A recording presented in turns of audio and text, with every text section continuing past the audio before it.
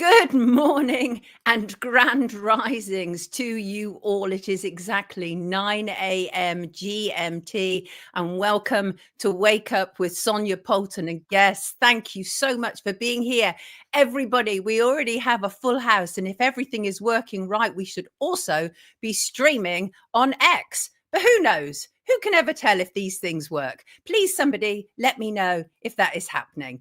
Grand risings to you, Brett and Armand and Charlotte and Van and Jacqueline and Blind Hipshaker and Susan and Katie and Randy and Gary and Drumstick. Did I already say drums at work today? Good morning, Vanessa. And our two wonderful mods, Crazy Bunny and Soul Sound. And hello, Cavan. What's Cavan jealous about? Good morning, Amber. Hello. How are you, Poppet? And hello, Marina and DJ Darkside and Alice Gorgeous and Sean and Marcuson. And Marcuson reminds me that we have an intro, although it's not Marcuson's intro today, but we will be playing a bit of Marcuson's later because we all love it, don't we? We all love it. So let's have a little bit of this. Grand risings, everybody, come have your say. Sonia Poulton in the morning, starting off your day. Have a listen, it's the place to be. Sonia Poulton's here for us, but the BBC. Thank you, John from Norfolk. We love that. We love that very, very, very much. And yes, the BBC. Oh, indeed, indeed, indeed, indeed. How are you all today? I hope you are well. It is Friday, the 17th of January, 2025. It's been a full moon week. It's been a hectic week all round. Massive response to Monday's show and the stories of the child maintenance service. Awful, heartbreaking stuff. It's astonishing. This has been allowed to go on for so long. So what else is coming up? Well, not what else. What is coming up on today's show? Well, we will be joined at 9:10 by Iyah. Iyah, have you heard her song, Carmageddon? I love it. It's a phenomenal observation of society gone wrong. And people have been asking, is she AI? Is it just because she looks so fabulous? I don't know. We'll also be joined at 9:30 by journalist Warren Thornton. He'll be looking at the GEO-POLITICS from around the world this week. And it's been a busy one, hasn't it? Ukraine and UK, 100-year pact. What the heck is that all about? Warren will be breaking it down for us. And also peace in the Middle East. Is it really possible? Are they being tricked? We'll find out more later. And we'll be joined a bit later by Professor Michael Norton, who will be here to talk about the resignation of the CCRC boss and what that might mean for existing unsafe convictions. Good morning, Cara from Ireland. Good morning, John. John, did you say that you've got a job interview today? Good luck with that, Poppet. Good luck. Good morning, the Shaz. Warren is brilliant, Paul. Yes, he is. We'll be unpacking the headline news as per, including news from Germany today that the prime suspect in the Madeleine McCann case is no longer that. I mean, we told you that right at the beginning. Could have saved an awful lot of money, but it isn't about saving money, is it? It's about covering up the truth. Yes, it is. And Maggie Oliver has issued a pre-action protocol to the Home Secretary. Home Secretary Yvette Cooper, who has now announced a local-led inquiry into the so-called grooming gangs. We shall see. We shall see. Lots to say on that. And Charlie Mullins, the wealthy plumber who wanted us all locked down forever and a day for not taking experimental jabs, is running to be a reform candidate. And you thought things couldn't get any worse. And I'm thrilled that the Andrew Tate backlash has intensified and it has become ever clear this week. Ever clear. And a little question. What is wrong with Ivor Kaplan? We'll talk a bit more about that later. And we'll have Geoengineering Watch from France, where our Mod Shin not only films, she sings. There you go. And I'll be telling you how I had a near miss with a Channel 4 program called Get Back to Where You Came From. And all the usual stuff, viewer emails, the liveliest of live chats. We do news differently around here. And you know why? Because someone had to. My voice is already going. Mels, I know. I can't say that on YouTube, but I think that is so funny. I love that. Rod. Alice Gorgeous. Alice Gorgeous asked me about Labour 25. That list, Alice, has been around for about 12 years. About 12 years. And it is not something that I can talk about on YouTube. Literally can't. And but have you seen my film Paedophiles in Parliament? whole other story. Please check it out because we were kind of ahead of the game. Yes, we were. Life's ups and downs, Frank.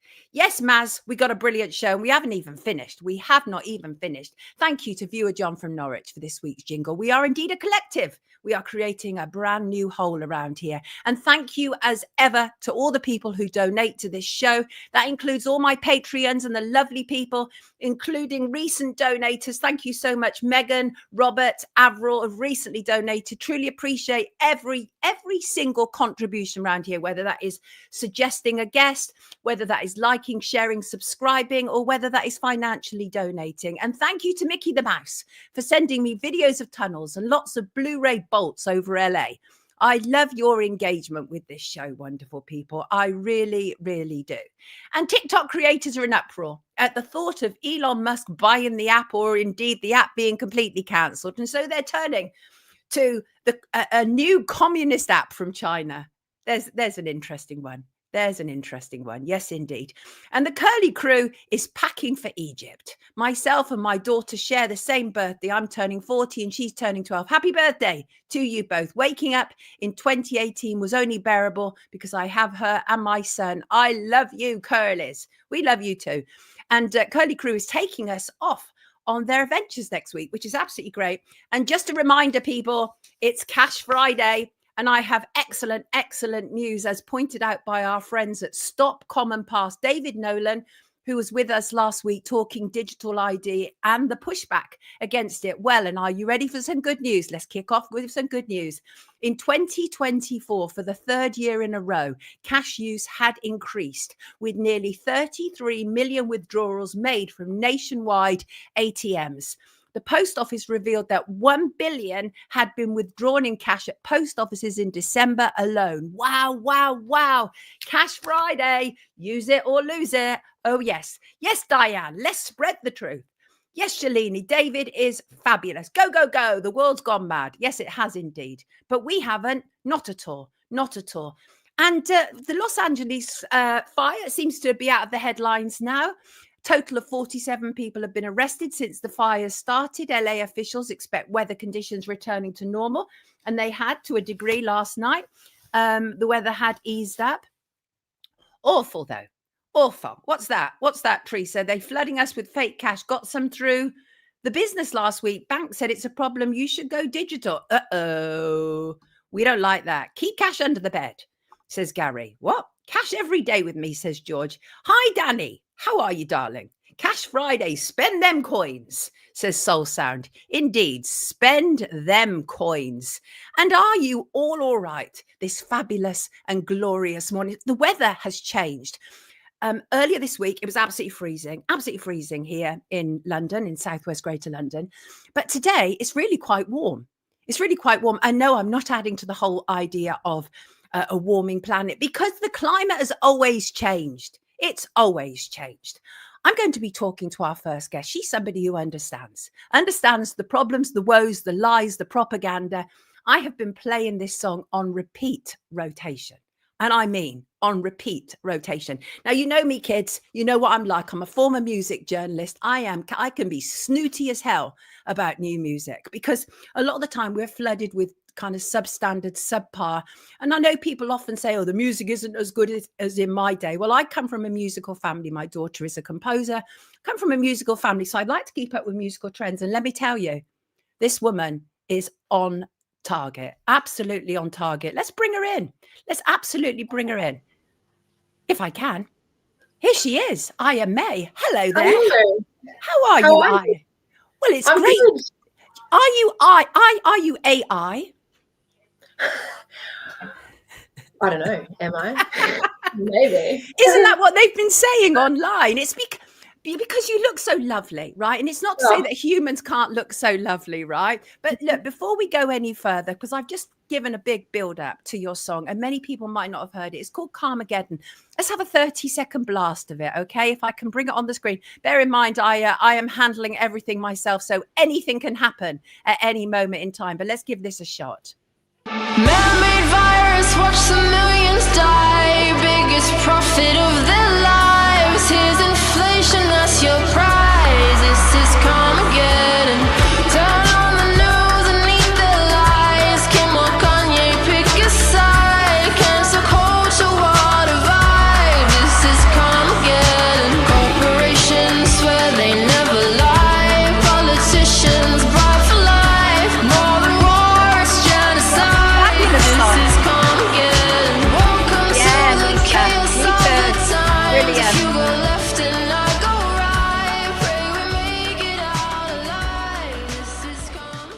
That's right. Pray we make it out alive. Listen, we love it. I love it. They're already loving it in the chat. Talk to me. Talk to me. You said, I saw a post that you'd said on X, and you said, you never know, do you, until you put your creativity out into the world, how it's going to be received. How is it being received? You never know. And it always feels vulnerable. It's actually being received so well. I'm shocked. I guess I had backlash before I released the song, so I kind of thought it would be more like that.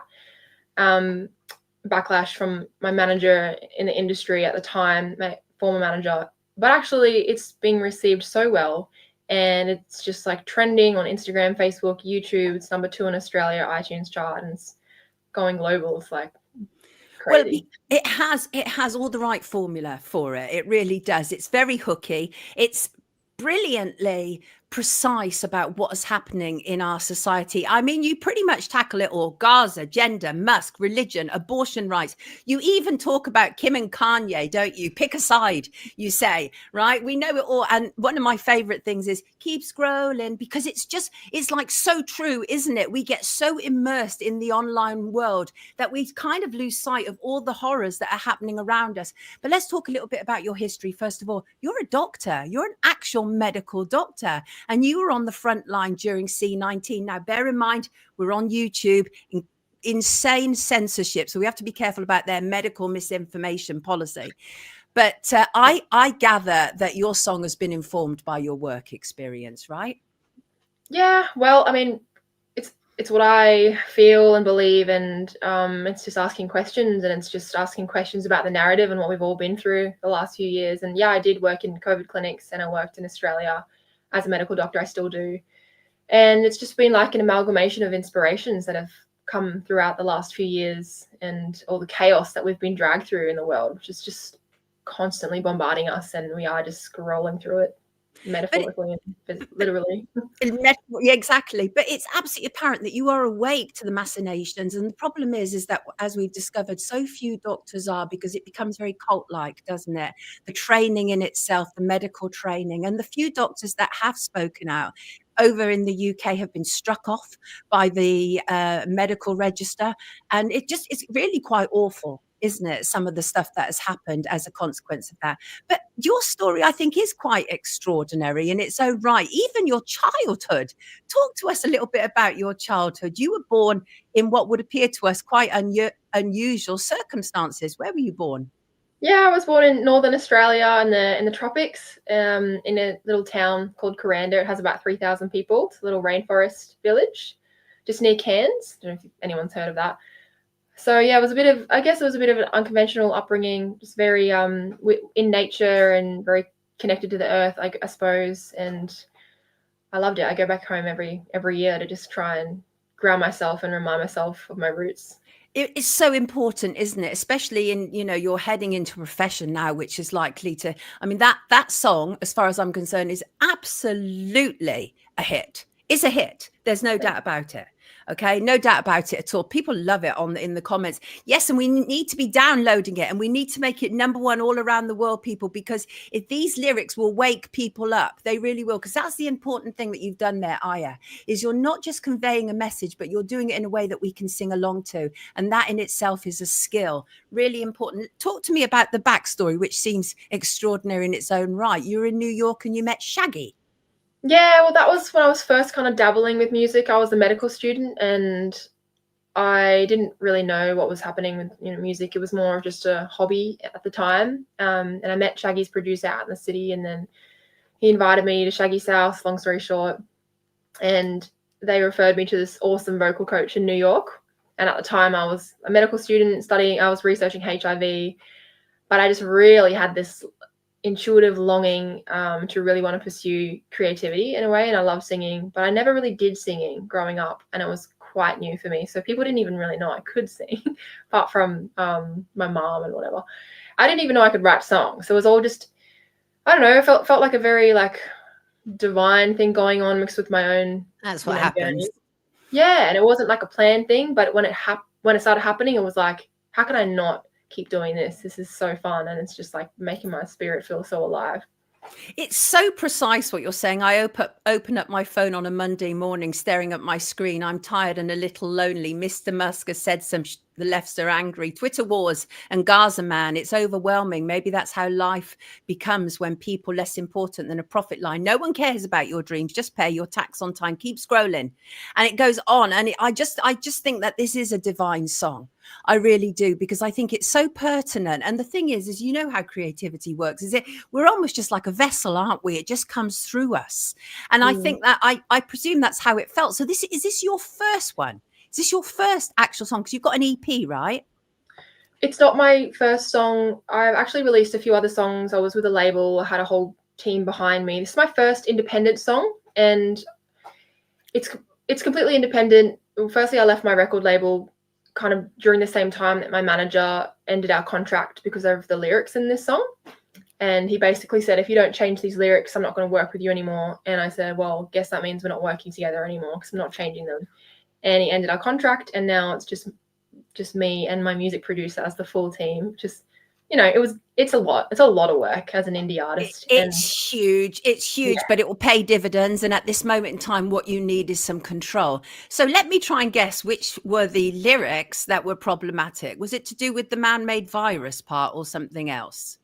You know what? I don't know exactly what he felt about all of the lyrics, including that one, even though that lyric has definitely ruffled feathers for sure. I suppose it's blasting as the first line of the chorus, so that would help. Yeah, but it was more about the genocide and the Palestinian, issues going on, and just what I said about Israel, definitely. And then, I don't know about what he thought of the rest, because it kind of just evolved into this spiel of threats and whatnot, and it just I just kind of shut it down and stepped away. I was like, this is enough.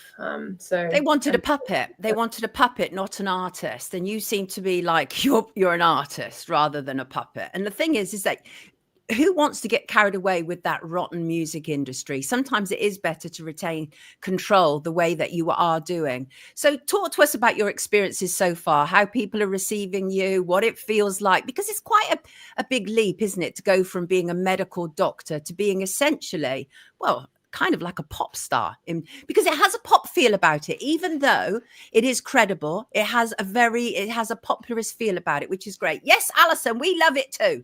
They're downloading already. People are like, I've got it on my laptop. I'm downloading already. Yes, a great song. Talk to us about some of the responses that you've been getting. It's just been so positive. There's definitely some hate messages about some of the controversial stuff. People saying you're just spreading complete conspiracies because you're saying it's a man-made virus. I'm like, whatever. And also, I'm not trying to say what's right or wrong in this world. I'm just trying to start a conversation about what's going on in this world so that we can all ask questions and just, be just a bit more skeptical, I think, and just open-minded as well. But the response has been overwhelmingly supportive. I'm just getting thousands of messages from people a day, which I actually can't keep up with, and I'm so grateful for them all, but I physically cannot just go through them all because it's, I don't have a huge team behind me, and I don't have all, all the funding and all the works and the fireworks. But it's been so cool. And the song is just, it's not even had big support from the industry yet. Maybe they will, maybe they haven't seen it. I don't know.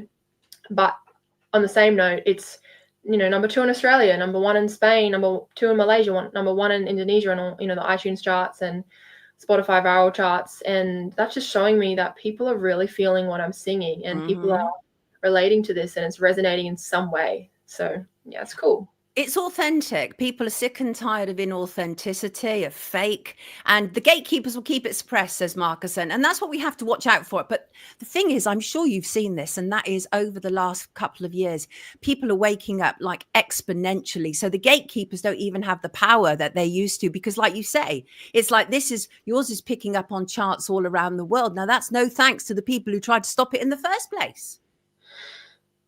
Yeah, there's a story to add to that. So yeah. What's the story to add to that? Well, I mean, the fact that my manager just kind of completely missed the message of the song. And it's about division and how that weakens us as people. And it's about choosing a side, left or right, and then hating each other. And it's like not hearing each other out and not letting each other speak. The fact that, my manager was like, nah, it's my way or the highway. It's like, well, that's kind of what the song is about in a way as well. It's like, why do we have to judge each other and just not allow each other to speak about stuff? Even if we have disagreements, it's cool to see a disagreement because you can learn from that. Do you notice any difference culturally, from like in Australia and around the world, like you spent time in New York, obviously, but do you think that generally, for the most part, the Western world, I'll talk about the Western world here, we are all kind of subject to the same issues, to the same censorship issues? Seems like we're pretty united on that front, doesn't it? Like what's going on in the US really affects what's going on in Australia. I can't speak for the UK, but we are kind of all linked together. And I mean, COVID was a good example. It was just like all of a sudden we became one world, and yeah, it's weird. And that must have been hard for you as a doctor. So you're still practicing medicine. And where are you working? You in Australia? I'm in Sydney, yeah. You're in Sydney. Yeah, So that's interesting, isn't it? So now you've got like a dual career going on, Yeah, and yeah. I mean, but we're all capable of that. That's the thing. We often talk around here about how people have yet to realize themselves and what we're all capable of. Because once we realize what we're capable of, we can do a multitude of things, can't we? It doesn't seem so extraordinary then to be a doctor and a singer. What happens if it really takes off big time, though? Are you going to be prepared to relinquish that medical career? I'm already doing more music than medicine at the moment. That's just how the course is going. But I love that. And I know that health and healing and wellness is always going to be a part of my life, because that's how I want to live my life too. Like I really do value wellness and natural medicine and just trying to, preventative medicine and nutrition and mental health and stuff. But I'm just going to trust the process, and I'm just following what excites me, and we'll see. Like I'm so open to both, and life is long enough for a few things for all of us. As you said, believe in yourself and you can just manifest and do a whole bunch of stuff. Absolutely. Absolutely. What does today hold for you? Oh, what time is it there? Today? Now? Yes. It's 8 p.m. 8 p.m. at night. Right. Friday. Listen, have a fabulous Friday. Lovely to have you with us this morning. Iyah May, everybody. Keep downloading that tune. Let's send it #1 worldwide. Let's do that. That would be absolutely sensational. Iyah May, everybody. Take good care of yourself, Iyah. Lovely to speak to you today. Thank you. God bless you, See darling. you later. Lovely. Wonderful. Yes, she's lovely, people. She's absolutely lovely. Yes. Should we have a little blast before our next guest comes in? Oh, no, it doesn't want to. Oh, yeah. Man-made virus, watch the millions die. Biggest profit of their lives. Here's inflation, that's your prize. This is Carmageddon. I love that song. I love that song. I think it's fabulous. I really, really do. And can I just say thank you to lovely Howie, who suggested Iyah. Howie actually tweeted me about Iyah. And then he wrote to me. He was a successful graphic artist, but gave it all up to work in disability. He was fired in 2021 for refusing the jib. He was diagnosed with cancer last year. Bless him. He's had a couple of ops and ongoing treatment together with his own source natural products. He said he's feeling great. And something about Monday's show really resonated with him. The final thought, when I talked about being in the world but not of it, I urged everyone to express their creativity as the path of spirituality. And Howie wrote right at the end, you mentioned art. Well, I'm not a trained artist, but I dabble in paints. And after seeing a photo of this poor little lad from Gaza when I was scrolling on X a few months into the genocide, I had this compulsion to paint him. Don't ask me why. I have no clue, but I was driven to do it. I call it the sound of the bombs, and it's one of my most treasured possessions. Let's have a look at that, Howie. Look at that. How powerful. Howie, that is astonishing work. Astonishing work. Really it is. Howie said, I thank you again for waking people up. And says lots of nice things about me, which I really, really appreciate. But Howie, that is just wonderful. It's so poignant to see that. And especially in this week of the so-called peace in the Middle East, which I'm sure Warren is going to tell us so much more about shortly. So much more about. And but isn't that phenomenal, people? I know. Like the eyes are just astonishing. Devastating painting rather, says Robert. What am I saying? Mel's got goosebumps. How talented, says Teresa. Indeed. Wow. You see it in the faces of the children trying to comprehend what we're doing. Great painting, really captures the emotion, doesn't it? As soon as I saw it, I wrote straight back to him and said, Howie, can I show that on the show? It is, Marquesa. It's absolutely amazing. Howie, we love it. We love it. Get back into art, mate. Get back into art. Absolutely. Get back into art. Right. I think I should think about soon bringing in our next guest, because I think he's already, well, he's, oh, no, I will shortly. Right, let me talk to you. What's this? Can't believe the Manic Street Preachers are still going in their 50s because people prefer them to the chart stuff. Yeah, great painting. Well, we don't know that, Shalini. Shalini said, don't forget what this child will grow up to be, but we don't know that because that child has not yet had a chance to grow up to be anything, right? It brings a tear to Catherine's eye. Tara said, that's amazing, Howie. You have a great talent. Get that printed off on posters. You have a career there. The powers that be have no empathy, says Blind Hip Shaker. Dell said, lots of love from White. Yeah, the hands are incredible. The whole thing's incredible, Howie. We give you a big boost here. Get back to what you should be doing. Shalini is not happy. She said he's Muslim and we know how it goes. Do we though, Shalini? Do we though, Shalini? Because I'm getting absolutely sick and tired of fake outrage. That's what I'm getting sick and tired of, because this isn't a program for fake outrage, is it? And there's lots of things to be outraged about. But a lot of what we've seen over the last few weeks has absolutely nothing to do with child abuse and everything to do with the fact that people hate the demographic. These people don't care about child abuse. If they cared about children, they'd care about bombs raining down on children. If they cared about children, they care about the children in Afghanistan, the girls who can't even learn anymore. Yes. Empathy non-existent in the UK. Lots of love from Australia. Indeed. Do you have an opinion on the disappearance of Peter Falconia? I think Bradley Murdoch is innocent. No, I don't have any take on that whatsoever, Cara. Not at all. Not at all. 100% right. It's about the target, not the crime, says Ryan. Yeah, it is. Absolutely. Most of these people are not interested. I'm not talking about you, Shalini. I know you are. I know you do care.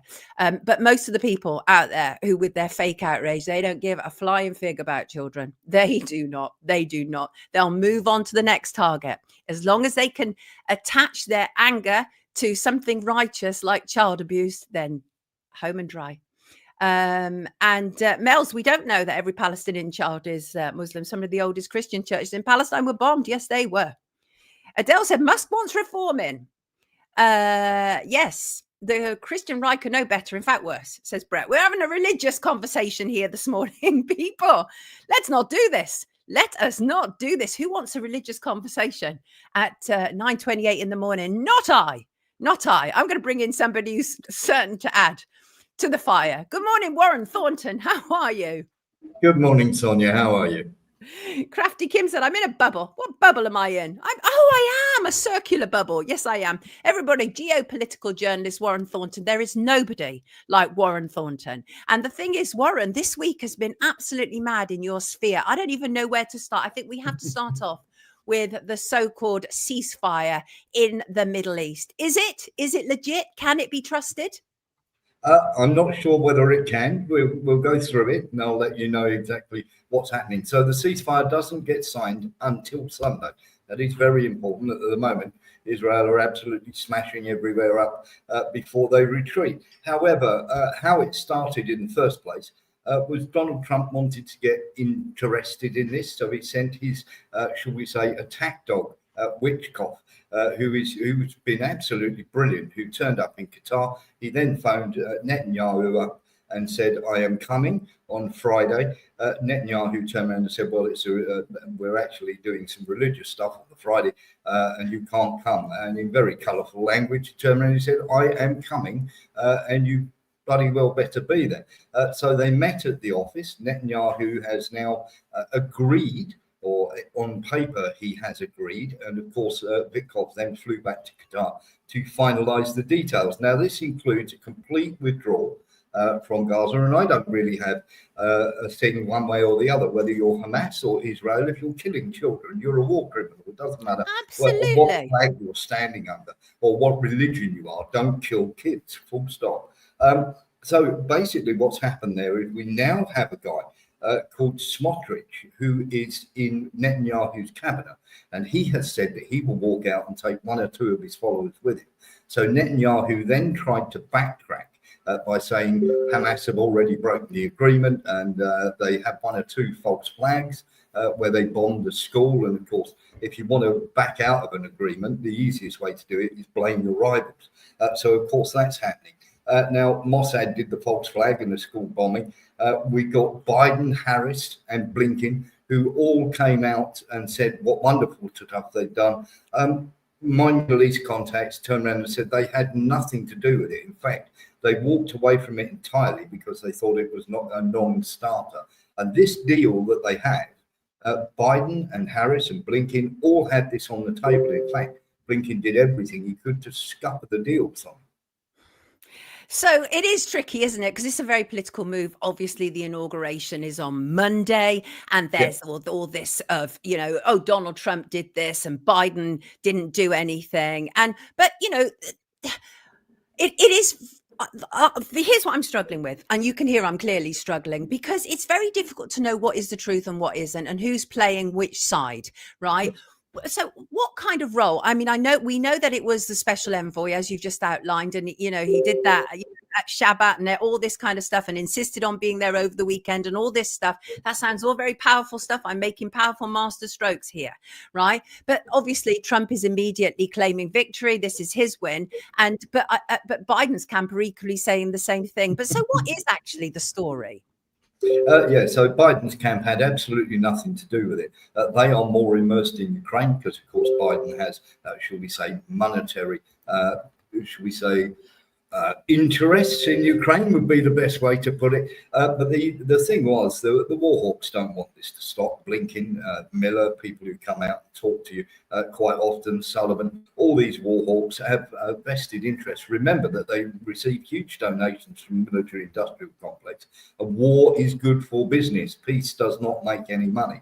And of course, Biden's team had absolutely nothing to do with it. This exact deal was available a year ago. And of course, Trump literally went in, and what we're hearing from our sources, who are very, very good, is that he turned around and said, if you don't withdraw, if there is not a ceasefire, we will cut off all aid. But he said the same thing to Hamas as well. Any more bother out of you, and we'll just help Israel and let them off the leash. So it's that Trump is to be praised for this if the ceasefire holds. But just to let everybody know, that ceasefire doesn't come into effect until Sunday. And Israel at the moment are doing a scorched earth policy on various areas before they have to sign it. The other thing, of course, everybody's saying, but look what happens when they want things to happen, right? And why? So why didn't this deal happen before? This deal didn't happen before because you've got to look at the 3.4 billion basically that's gone to Israel and the arms dealers. Now, there are over just the top 25 companies in America literally have an annual turnover of $2 trillion in arms sales to various places. And Israel is the third most popular place to sell arms to. So we're still caught in the military industrial complex. That's what it's all about, right? Yes, absolutely. But Trump is literally going to. When I say they're going to step away from Israel, China is looming in 2027, of course, and China will be his main focus because obviously he's going to be more interested in trade. So the idea is to stop the Chinese trade. We cannot have a war going on in the Middle East because America can't be spread that thin. So this is a sort of sealing up exercise, right? We've done with that for now. We've dealt with the Middle East for now. So it's not a coincidence at all, of course, that our Prime Minister then says that we've signed a 100-year pact with Ukraine in the same week. That's not a coincidence, is it? No, not at all. So let's get into Starmer. So first of all, he hosted Larry Fink of BlackRock. And of course, that's where Ukraine comes in. And let's not forget that BlackRock had already bought parcels of land in Ukraine, which are many, many minerals. We're talking $27 trillion in the whole of Ukraine. Also invited Bill Gates with, and we have to be careful here, who likes to stick needles in people.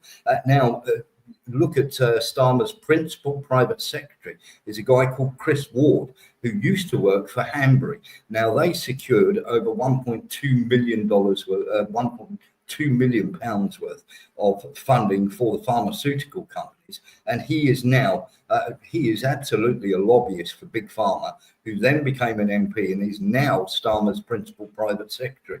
So, of course, they are completely awash. Starmer is more interested in making it into Davos. And now he's signed this 100-year deal.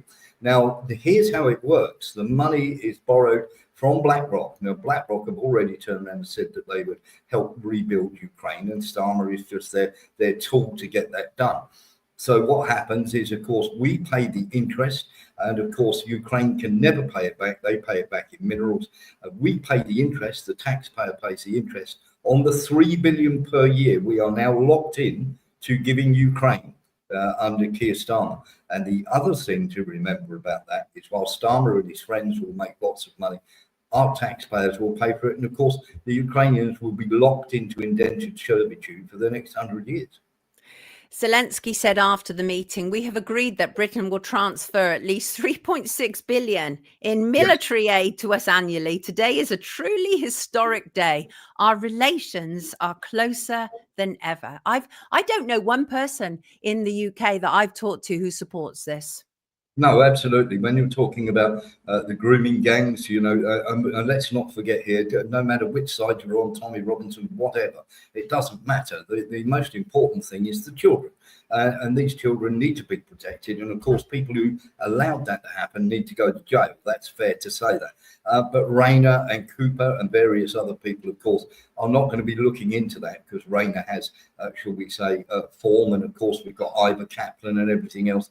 And the black hole for 22. Yeah, they have plenty of dogs in that particular race, don't they? They do. And let's not forget that they are absolutely awash with making a mini Davos. The Israel lobby under Trevor Chin, of course, donated a lot of money to Keir Starmer and various members of the government. Rayner, David Lammy, the Foreign Secretary, who was asked in the House of Commons, would he be making a statement on a Palestinian two-state? He won't do, because he was actually backed by Trevor Chin and the Labour Friends of Israel when he made an unsuccessful bid to become London mayor. Warren, I mean, this is your business. This is what you do. You look around the world, look at the geopolitics, see how it's all related and linked up. But I've never known a time when it's become so obviously transparent about what they're doing. They're transferring power from one president to another. Everything has to get tidied up now. And then in the UK, as you say, they're on this big distraction mission. And it's so obviously transparent. That surely offers hope, doesn't it? Oh, I'll tell you where I think the hope lies, because we have many, you look at Romania, you look at Georgia. I mean, Romania, the court are going to have to eventually let this guy run, Georgescu, for the simple fact. Now, you've got Maloney, who is backing away from that. She wants trade, and so does Trump. You've got Romania, you've got Georgia, you've got Serbia, are all moving away. In fact, the US ambassador turned up at a basketball game in Serbia and had to leave after 10 minutes because the Serbians gave him the Serbian fans in the stands gave him an absolute roasting with some very colourful language indeed. See, this is what happens, doesn't it? In the real world, away from their captured legacy media, when they get out in the real world, that's when they find out what people really think about them. A lot of these people are going to spend the rest of their lives looking over their shoulders for what they've done to us. So Monday, Trump's inauguration. What are your thoughts when you think about that? Well, Trump's inauguration has sort of sent shockwaves, really, because Starmer's not been invited. Now, don't get me wrong, no British Prime Minister or Mike has ever been invited to an inauguration before, but they have been invited now. Starmer is not on that list. And one of the reasons Starmer isn't on that list, and various other people aren't attending, anybody who's a warmonger is not basically going. And here's the thing, because of what Sullivan and Blinken are trying to do in the last 4 or 5 days, in Ukraine. Now, they turned around and said that there's a package of money for the Ukrainians, but they've got to mobilize the 18 to 25-year-olds. Ukraine, literally, Zelensky has sort of played both sides, because he's turned around and said, I'm not doing it because we haven't received the arms yet. Now, we're hearing it from our military industrial complex source, who hasn't got a skin in the game either way, because it's all been paid for, that the State Department have said, do not transport any of that money until they have signed up the 18 to 25-year-olds. Now we have a guy called Sergio Podolak, who is in charge of Ukraine. And what they've done is they've turned around and said that the universities now will literally sign up for basic military training, which doesn't mean that they are part of the conscription. But what they're not telling you is they sign to be part of the reserve list. So then, of course, they don't go on the conscription. So it's a way of getting 18 to 25-year-olds on the front line without raising any red flags. Let me just ask you about something. You just triggered a thought in me. At the start of this week, I reported about how Labour are now saying that they are thinking of deferring money to kind of build up our war chest as such, to our military until 2030. And we have a depletion. We're down from, I think, 100,000 to 75,000. Yes. What do you think they were really telling us when they said that announcement? What they're telling you is they don't want to put them on the front line. Now, we don't want to put British troops on the front line. We don't want to put Americans. We don't want to put German. We don't want to put French. What we're trying to do is, first of all, they're trying to get Romania to put people in. They're trying to get Moldova and Poland to put people in. Because if we put people on the front line, as the Ukrainians are telling us that have been on the training that speak to us, the British do not have the first clue about drone warfare. When they go to France and Britain for this training, they're actually getting absolutely useless training, which is of no use whatsoever. And the French are actually turning around to the Ukrainians that they're training and saying, tell us what it's like when you're under attack from drones.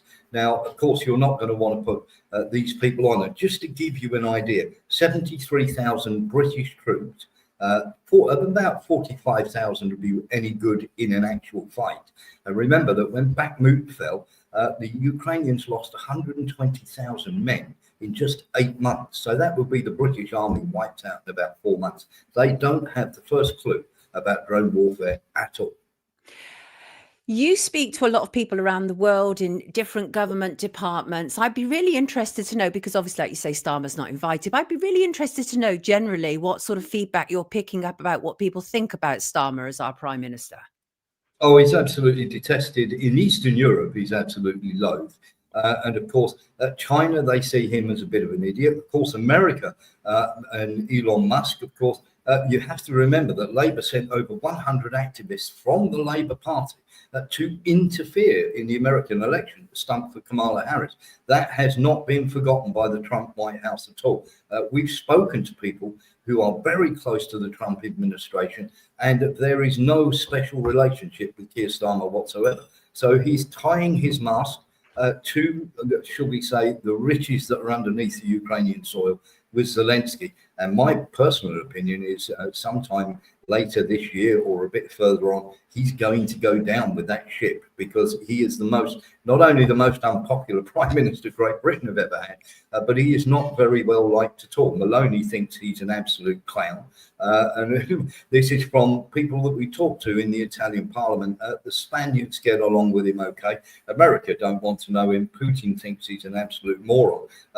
Lavrov, we've spoken to somebody in Lavrov's, shall we say, circle of people. He's turned around and said, I hope he stays in as Prime Minister forever, because he's got to be the biggest chump that we've ever seen. He keeps making one bad decision after another. He's an embarrassment. I mind you, we've had one stream of embarrassments after another when it comes to prime ministers. But the thing is, he genuinely believes himself to be very authoritative.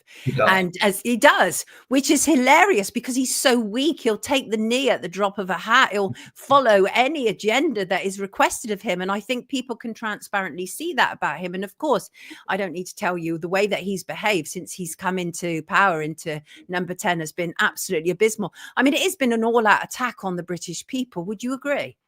Yes, absolutely it has. I mean, when you think when he came into power, remember what he said. Now, he is a Davos WEF puppet. His very first statement is, my first priority is Ukraine. Well, it shouldn't be. It should be the people of your own country. He has taken that money from the pensioners. And of course, when you look at the WEF are pushing the Green New Deal, and the 22 billion black hole they keep going on about, 21.6 billion of the money that they have set aside is for the Green New Deal and various companies within the World Economic Forum. So that should tell you pretty much what's going on there. I find him a deplorable creature. I've just got his statement in front of me, statement of the Prime Minister about the ceasefire. I Oh, presume you've read. yes. How weak and mealy-mouthed is that statement, Warren? Well, it's quite crazy, isn't it? Now, I don't, as I say, I don't have a dog in either fight. But when you Right. turn around and say Hamas are killing, butchering civilians and this, that, and the other, and when Israel do it, these people have just tragically died. That's right. Exactly. And he does do that, doesn't he? They all play semantics. Do you think Yes. that's got anything at all to do with the fact that they're completely up to their eyeballs with Friends of Israel? I mean, is that really we talk about Friends of Israel a lot around here, right? And the involvement in our political power. But it Yes. is significant, isn't it? It is substantial. The amount of money that is being given by Israeli lobby groups to British politicians, that feels traitorous. Yes, well, there are 73 Conservative politicians. There are 47 Labour politicians who have received money from Labour Friends of Israel. The Labour cabinet have received, Sunak received, various other people in the Liberal have received, and of course they have trips out to Israel and everything else.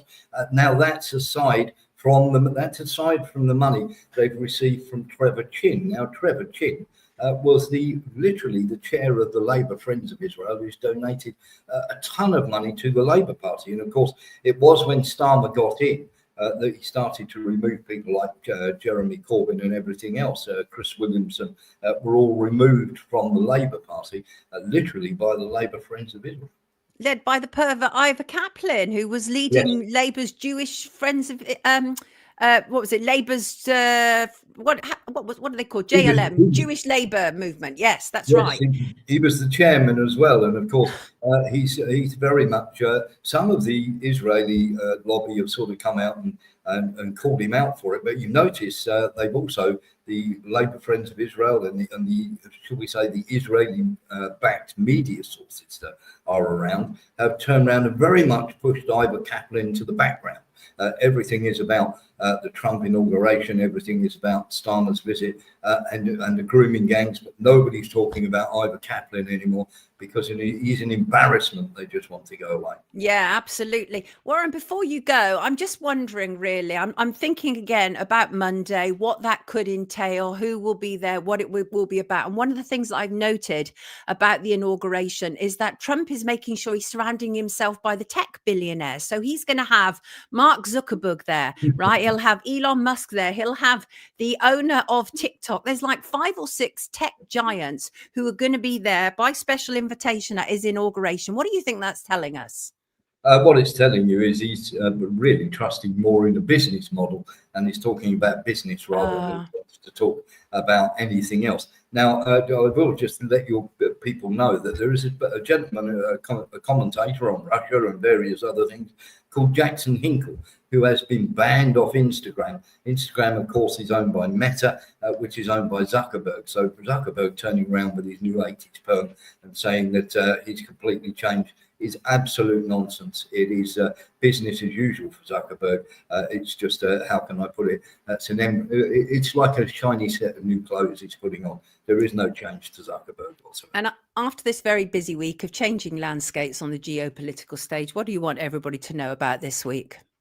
What I want everybody to know about is to be full of hope, because there is a changing landscape. And of course, if you do hear the term far right, just remember that whether that's to do with the war in Ukraine, whether that's to do with China, whether it's to do with vaccines or anything else, just remember that when they say far right, that actually means shut up.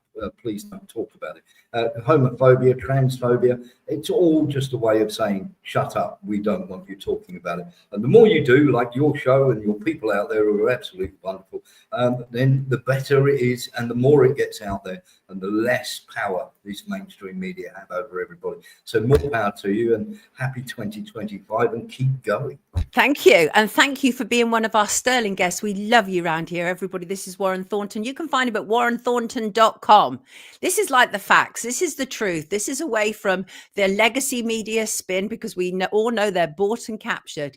This is actually the news. Thank you so much, Warren Thornton. Take good care of yourself. Have a brilliant weekend. Lovely to see you. God bless you. You too, sweetheart. Lovely to see you. How brilliant is he? He's so clued up. And the thing is that what I love about he has no airs and graces. And I love that about him. A lot of sometimes journalists who are as clued up as Warren, they can really be a bit too full of themselves. Hello from Serbia. Good morning to you. And can I say we have 1,300 watching us live on YouTube. Thank you so much. I truly appreciate you all. And we're over 600 watching us, 600 plus watching us on X. So we have synced up properly. Thank you so much. So appreciative of you all. Mr. Bojangles, if you think I'm going to get through a whole show without mentioning Ivor Kaplan again, you've got another thing coming. Yeah, Crazy Bunny. Yes. Shug, that's a good point. I would go as far as to say mainstream media is an integral part of the state machine. It certainly is. Absolutely is. And hello, Silvana from North London. How are you? How are you? Yes, getting close to 100K. We are, Dilip. We are. I've gone over 100K on X now. Thank you so much for all new subscribers. And we are approaching very nearly 100K on YouTube. Please subscribe for us. We really appreciate it. What do Hamas etc pay them as well? Who are we talking about? Fable, don't know, can't remember. Many thanks, Warren, says Helena. Thank you. The Poulton message is growing, Stella. Yes, it is, because we are family around here. Yes, we are. We're family. Right, what are we going to talk about before we bring in our next guest? What have I got time to talk about? I'm going to briefly talk about this, and that is Maggie Oliver. You must all know her. She's a former Greater Manchester police. She was literally one of the first people to alert to the whole quote unquote grooming gang scandal. I hate describing it as grooming gang because we all know what it really is. But she was one of the first cops to do that. And she was in a great deal of trouble with her bosses because they were in denial about it. Maggie Oliver, of course, has done some sterling work since then. And she has now, to my knowledge, sent she has actually. They submitted a letter, a pre-action protocol letter. Now, you send these before you take legal action. So if you're going to sue somebody, you send them a pre-action protocol. Now, on this occasion, they're putting the Home Secretary, who is Yvette Cooper. She's a long-term Labour person, right? She's deep in Labour. She is absolutely all over this. She was around when all this was happening, 100%. Thank you, Scotland. See Scotland. I appreciate that. And so it's interesting that she is now obviously the Home Secretary, and she's announced, she's announced different things. She said that, let me just tell you what she's agreed. She's agreed that Louise Casey, Baroness Casey, as she's now called, who is essentially somebody who works in Whitehall, is now going to, she's going to look at the potential for 5 further local inquiries by establishing a new framework for such probes. Now, you know what I think? I think a lot of people are just capitalizing on this, and I don't believe that a lot of it is genuine, but nonetheless, I'm always here for survivors, always. Always. And sometimes survivors are hard to deal with. Survivors are not the easiest of people because of the trauma that they've been through. But the child abuse inquiry that we had, which most people online go, we want an inquiry. They've no idea what we've already had. We had a 7-year one. There was a final report produced in 2022. Professor Alexis J was actually finally chosen because she had an understanding about the grooming gang saga, and she had been a whistleblower herself. Anyway, they're going to do this local-led one, and I'll tell you what it is. And in fact, one of my favorite cops, Colin Sutton, had made a comment about it. I wonder if I picked up his comment. No, I don't think I have. But what he actually said was, when the whole thing about the inquiry, the potential for another inquiry was announced, he actually, I'm paraphrasing you, Colin, so forgive me, but he believed that what they were going to do was announce something quite small that would contain it all. And that's what they've done. This is a containment plan. It is. Cooper is covering up everything, says Jan. Well, who knows? Hey, my friend, Adatona, Happy New Year to you too, sweetheart. I've known this guy since, how old was I? Jay, how old was I? Was I like 21 when we first met? And I worked on the cigarette counter at the Empire in Leicester Square. And then they promoted me to front of house. Yes, they did. Probably because I was giving away merch and doing all manner of stuff when I was in that counter. But we got some lovely pictures, didn't we, Jay? I've known this man in the comments literally since I was 21. which is an awful long time ago. 19. I was 19. Oh my God, it's getting worse. I was literally, this is insane. Look at that. And we still love and adore each other. Alice said it won't give survivors justice. And that is the problem, isn't it? This is a containment exercise. Tracy, you're all right, sweetheart. You have your issues like anybody else does. We all do. We all come with issues, and especially when we've been through some difficulties, which you have. Is there more to these fires happening in America, says Non-News. Lots of people think so.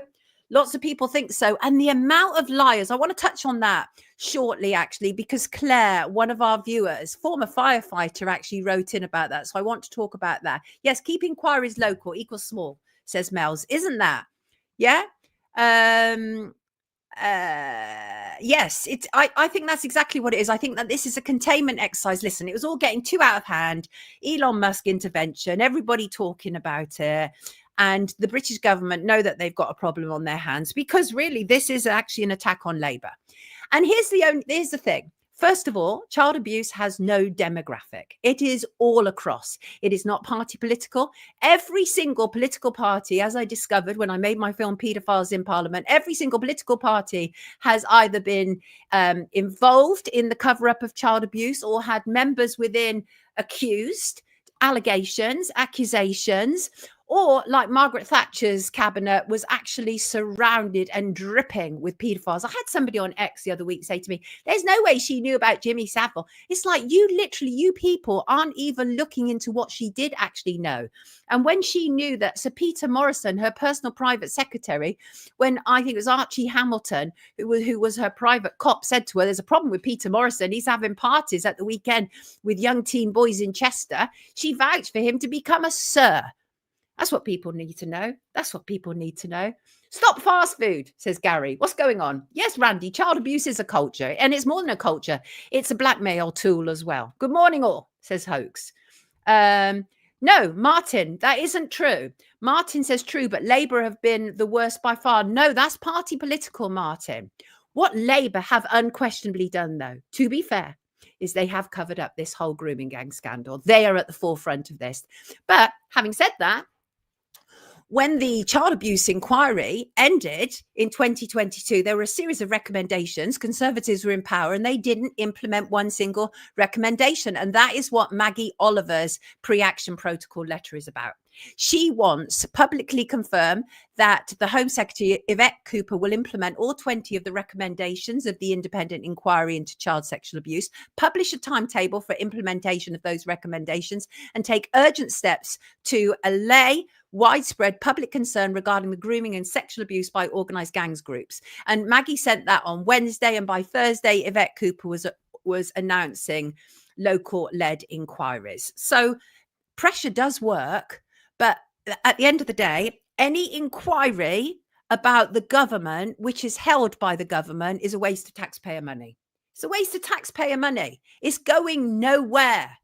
It's going nowhere, and we'll find nothing of importance. I'm sorry to say. That's a reality. Right. Before we bring in our next guest, why don't we play this? Shin did some recording for us. Let's check it out.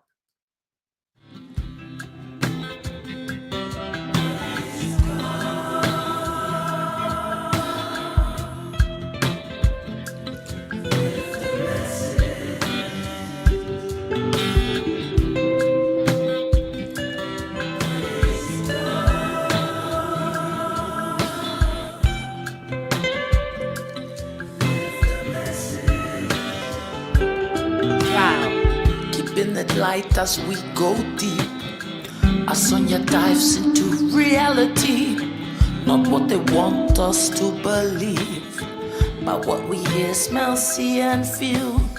Joining the dots, the chat backs us up, the guests are top quality. We love that, Shin. Shin's one of our mods. She filmed that in France. She recorded it because she is, of course, a musician. That could be the view from my window, says Randy. Randy, I was saying on Monday that there was such a sort of lack of chemtrails recently, but that wasn't true because on Monday night, I wonder if I've got the image. I want to try and show this before my next guest comes in. On Monday night, my daughter took this picture for me. Hold on 2 seconds. I wonder if I can just bring it in.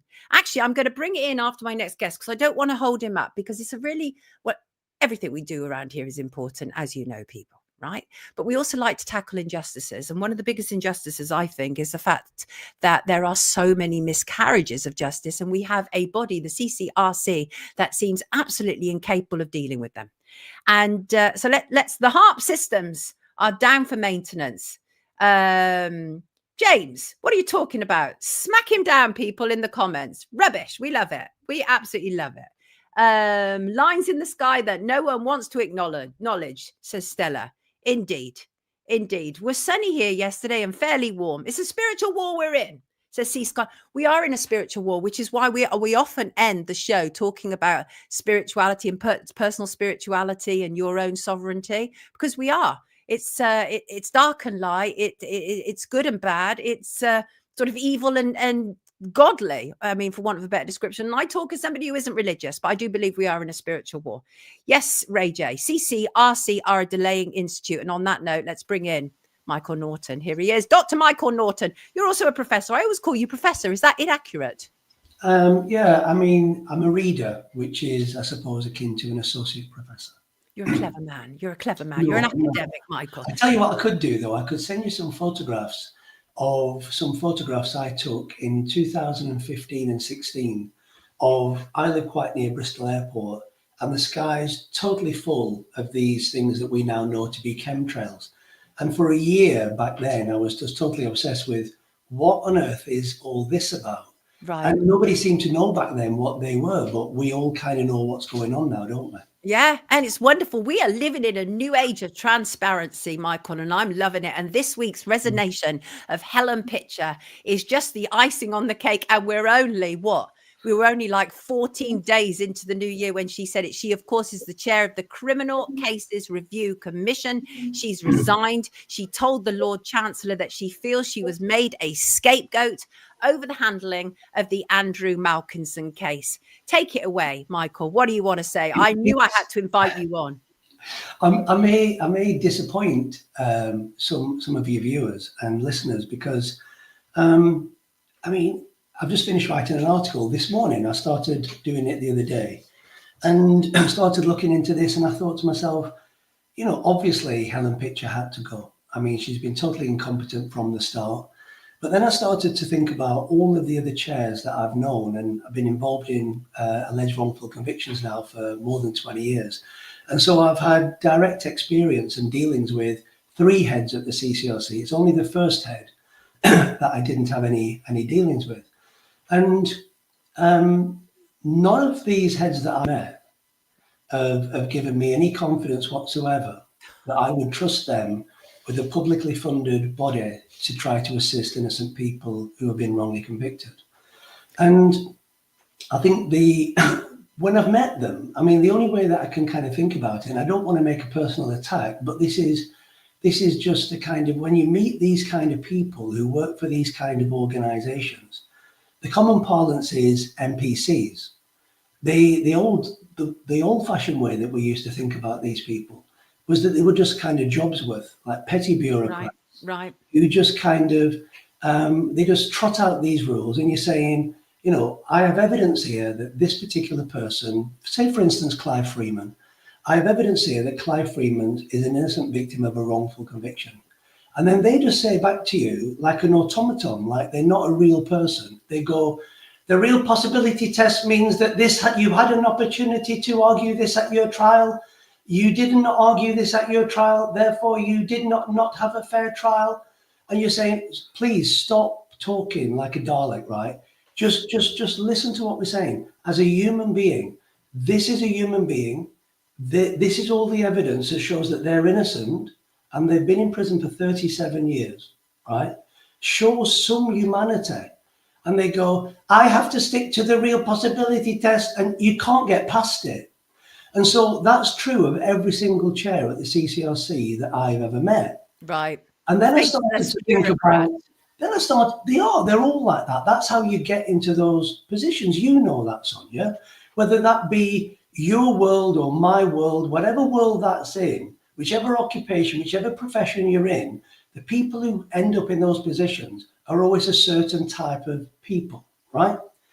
And they do psychometric testing and they vet people to make sure that they're the sort of people that will actually put the rules of the organization first, even when those rules are clearly stopping innocent people from overturning their wrongful convictions.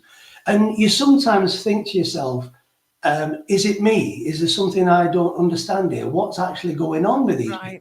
Right. And they don't have any charisma, they don't have any humanity, and they're in charge of these things. They're gatekeepers, aren't they? That's what they are. They are gatekeepers. And the only thing that we can do is get enough support to try to get people in these kind of positions that truly represent our interests. And so this article I've been writing, I ended up saying at the end that as the CCRC is currently constituted, I didn't mention my own name, but for the purpose of this conversation, I could. But I said that if you just change the head of that organization and you don't change the structures which determine which kind of cases it can refer and you know, which also determines how those cases are worked on. You could put Emily Bolton in charge of the CCRC. You could put Matt Foote in charge of the CCRC. These are the people who work at the organisation Appeal that actually, you know, did all of the investigation that overturned Andy Malkinson's conviction, which is at the centre of all of this brouhaha. And just for people who don't know, let's be clear, Andy Malkinson's was an absolute, it was a horror story. I think 17 years inside for a rape he didn't commit. They repeatedly refused to accept new information. And wasn't it a case that it took a grassroots organisation to raise the funds necessary in order to be able to raise awareness to what was going on with Andy Malkinson? That was what turned it, wasn't it? It was a grassroots organisation. Absolutely. I mean, it's people like the people who are watching this. They donate fivers and tenors to crowdfunding sites. And this actually is the money where we've got a state-sponsored, a state publicly funded body that gets, you know, many millions of pounds a year that isn't doing this work. And so even like the case of Clive Freeman, you know, that work is being done by volunteers with their own money, and the CCRC is not doing what it was set up to do. Right. But the problem is that the way the CCRC is constructed with this thing called the real possibility test, it's just wheeled out as a justification time after time after time after time to say that people who are innocent or discredit all of the evidence in their cases, that they're not having their cases referred because they could have done this work at the time of their trial. And so Malkinson was refused twice by the CCRC. And it was the third application by Appeal that also got the media behind it that forced the CCRC to do what it was supposed to do in the first place. But my problem with Helen Pitcher's resignation is that although Mr. Malkinson himself and the organisation Appeal and everybody seems to be celebrating that, you know, that this person has gone, this person who was in charge of the CCRC is no longer there.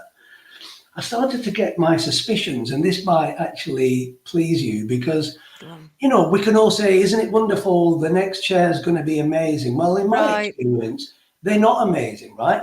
The chair before Helen Pitcher, his previous work had been as CEO of the Crown Prosecution Service.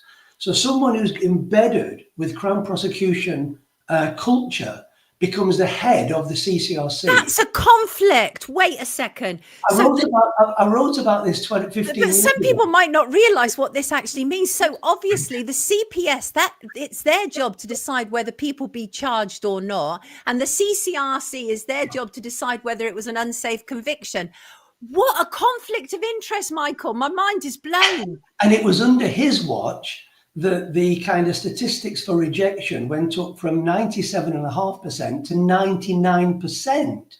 And the first thing that he did was the Criminal Case Review Commission was a response to the wrongful conviction of the Birmingham Six. And rather than locate the building, the home of the CCRC in Petty France in London, where all of these government officers are, they actually put it in Birmingham, symbolically to represent this is what we've done in the name of the Birmingham Six and the Guildford Four. And from Alpha Tower, you could see the tavern where the bombs went off. And that was a reminder. And there's a Garden of Remembrance in Birmingham. And you can see that. It was just around the corner from where the CCRC building was. Richard Foster, and this was a real shift towards bureaucracy, right?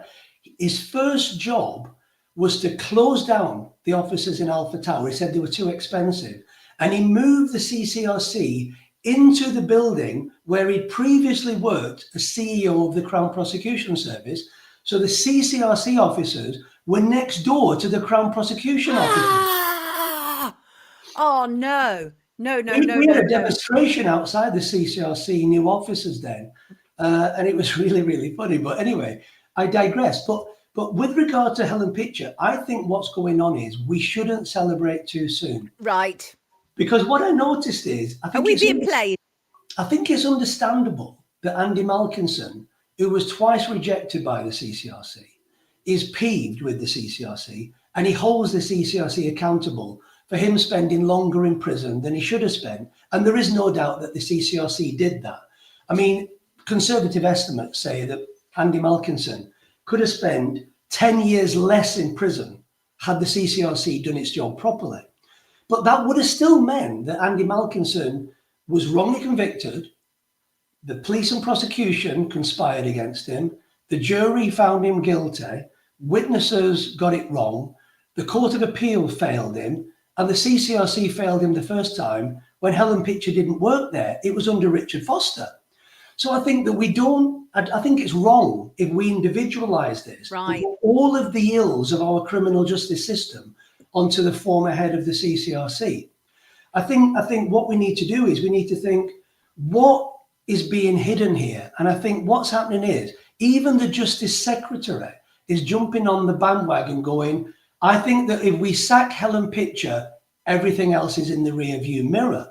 Yeah. And I don't think it is. I think there's so many problems with all of these miscarriage of justice cases, from how the police investigate alleged crimes, how prosecutors decide not to disclose things, how juries are only fed a partial amount of information and not given all of the information. And all of these things now, they're all being swept under the carpet. And the problem with the Justice Secretary is that she knows that since 2012, I have, in good faith, and many, many other people who are working in the field against wrongful convictions, we've submitted evidence to 5 or 6, I think it's 6, different parliamentary reviews. So the Ministry of Justice triennial review of the CCRC 2012, it pays for the CCRC. So periodically it reviews it. Even it acknowledged that the real possibility assessment was a problem in terms of the CCRC rejecting potentially innocent applicants, and something needed to be done. That led to a parliamentary justice committee. There was a full public inquiry. We gave evidence in the House of Commons. That led to the Westminster Commission on Miscarriage of Justice also making the same observation. And at the moment, the Law Commission for England and Wales is investigating the effect of the real possibility test on meaning innocent people can't overturn their convictions. There's not been one word of the problem of the real possibility test in Malkinson overturning his conviction or in Helen Pitcher resigning. It's like none of this is happening. This is so curious. So the thing is, she actually did allude to this in her resignation statement. She said that they'll struggle to find a successor, right? Because she's saying basically that she's getting caned for other people's problems and failures. That's what she's saying. But it's like, I wonder, do you just think that she's kind of like her head has been offered up to us, just like you say, in the hope that everything will go in the rear view, just like, Yvette Cooper standing up in Parliament and saying, yeah, we're going to have now local-led inquiries to do to grooming gangs because of all the big furore about it over the last few weeks. They do that, don't they? Just to keep the plebs quiet.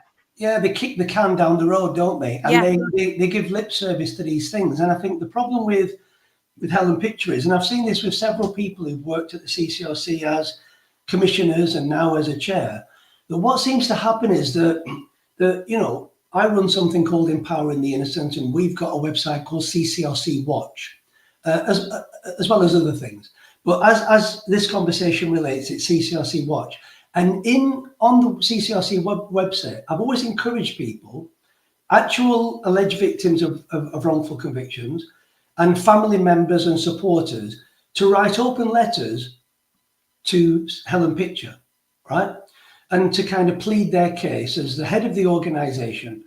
And the replies that we've got are there for everybody to see, because for some reason, they tend not to reply to some people, but they do reply to us. And you can see in the attitude that is displayed in the responses that they have a complete moral indifference to what they're being told. People are pleading with them, pleading with her, and to look into these cases as the head of the organisation and to take some responsibility for what's going on. And they don't, because they're NPCs. They just sit there and give that Dalek Cyberman response. But now, when she's actually resigning, she's now showing that she actually knew all along that there were these problems. That was literally what I took from it. It's like, so you were aware all along what you were dealing with. That is literally what I took from it. Right. And a lot of people don't like me talking like this, Sonia, because I'm not on a side. I'm on the side of there is no such thing as justice unless you've got truth. And if people are actually trying to play both sides or flip-flopping which side they're on, I'm always going to call that out, because I want people to show integrity. And what we used to have is, before we had the CCRC, a lot of your people who are watching this or listening to it, they'll remember something called rough justice or trial and error, right?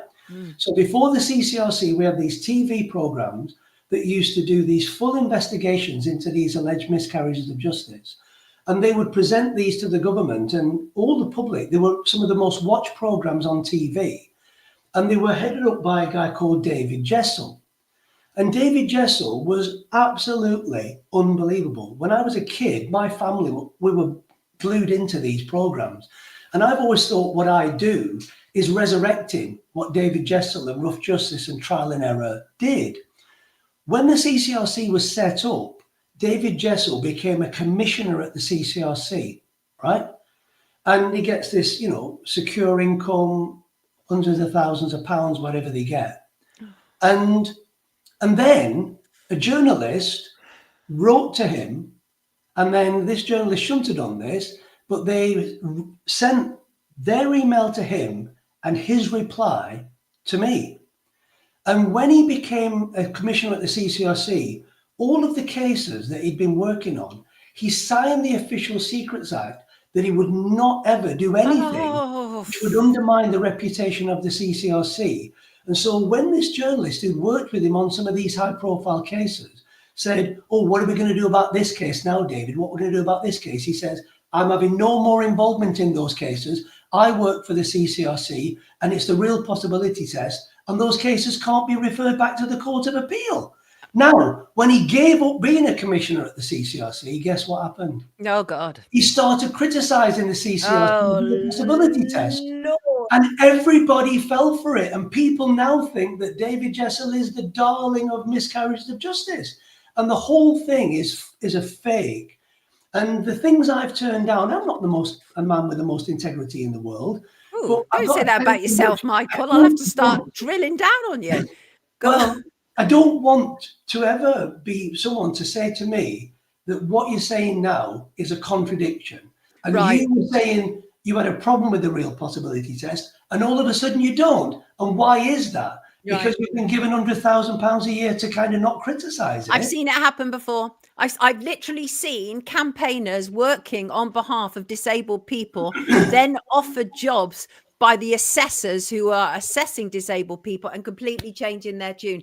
And they pick these people from the field because they are the most perfect, because they kill two birds with one stone. They've brought inside somebody who will continue to gatekeep the operation, but they've also closed down dissent. It works beautifully. What normally happens is the biggest critic of a failing institution or organization is often the replacement. So this week, you probably won't be surprised. You know, I'm probably the biggest critic of the CCRC. People have said to me, they're going to ask you to be head of the CCRC. I said, they won't do, because actually I was approached last year, which is probably 8 months ago. I was approached by somebody saying, would I consider to be the next head of the CCRC, which is 8 months before Helen Pitcher has resigned. They knew. And I made it clear to them then that the only way that I would be able to consider something like that, I actually said I didn't want it, actually I'm happy as I am, but would be the real possibility test would have to go, and we'd have to be able to send all of the applications of innocent people back to the Court of Appeal, which would be scores and scores and scores of cases, right? Because, you know, I think I said before when I was talking to you on your show that, you know, when I was critical of the CCRC when it was first set up, people said, you've got to give it time. I said, well, the statute shows you it's going to fail innocent applicants. You've got to give it time. You've got to let it have a chance. After 25 years, Set up to fail. right, and 98% of people, 97% of people on average, you know, being rejected, the evidence is clear. The CCRC is a body to prevent miscarriage of justice coming to public attention for the damage they cause to trust and confidence in the system.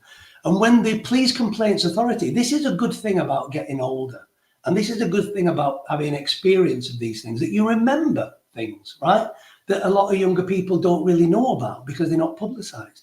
But when the Police Complaints Authority was discredited, right, because it was kind of having police officers investigating police officers and finding nothing wrong, right, they put the head of Liberty at the time, John Wadham, in charge of the independent, it was the IPCC, Independent Police Complaints Commission.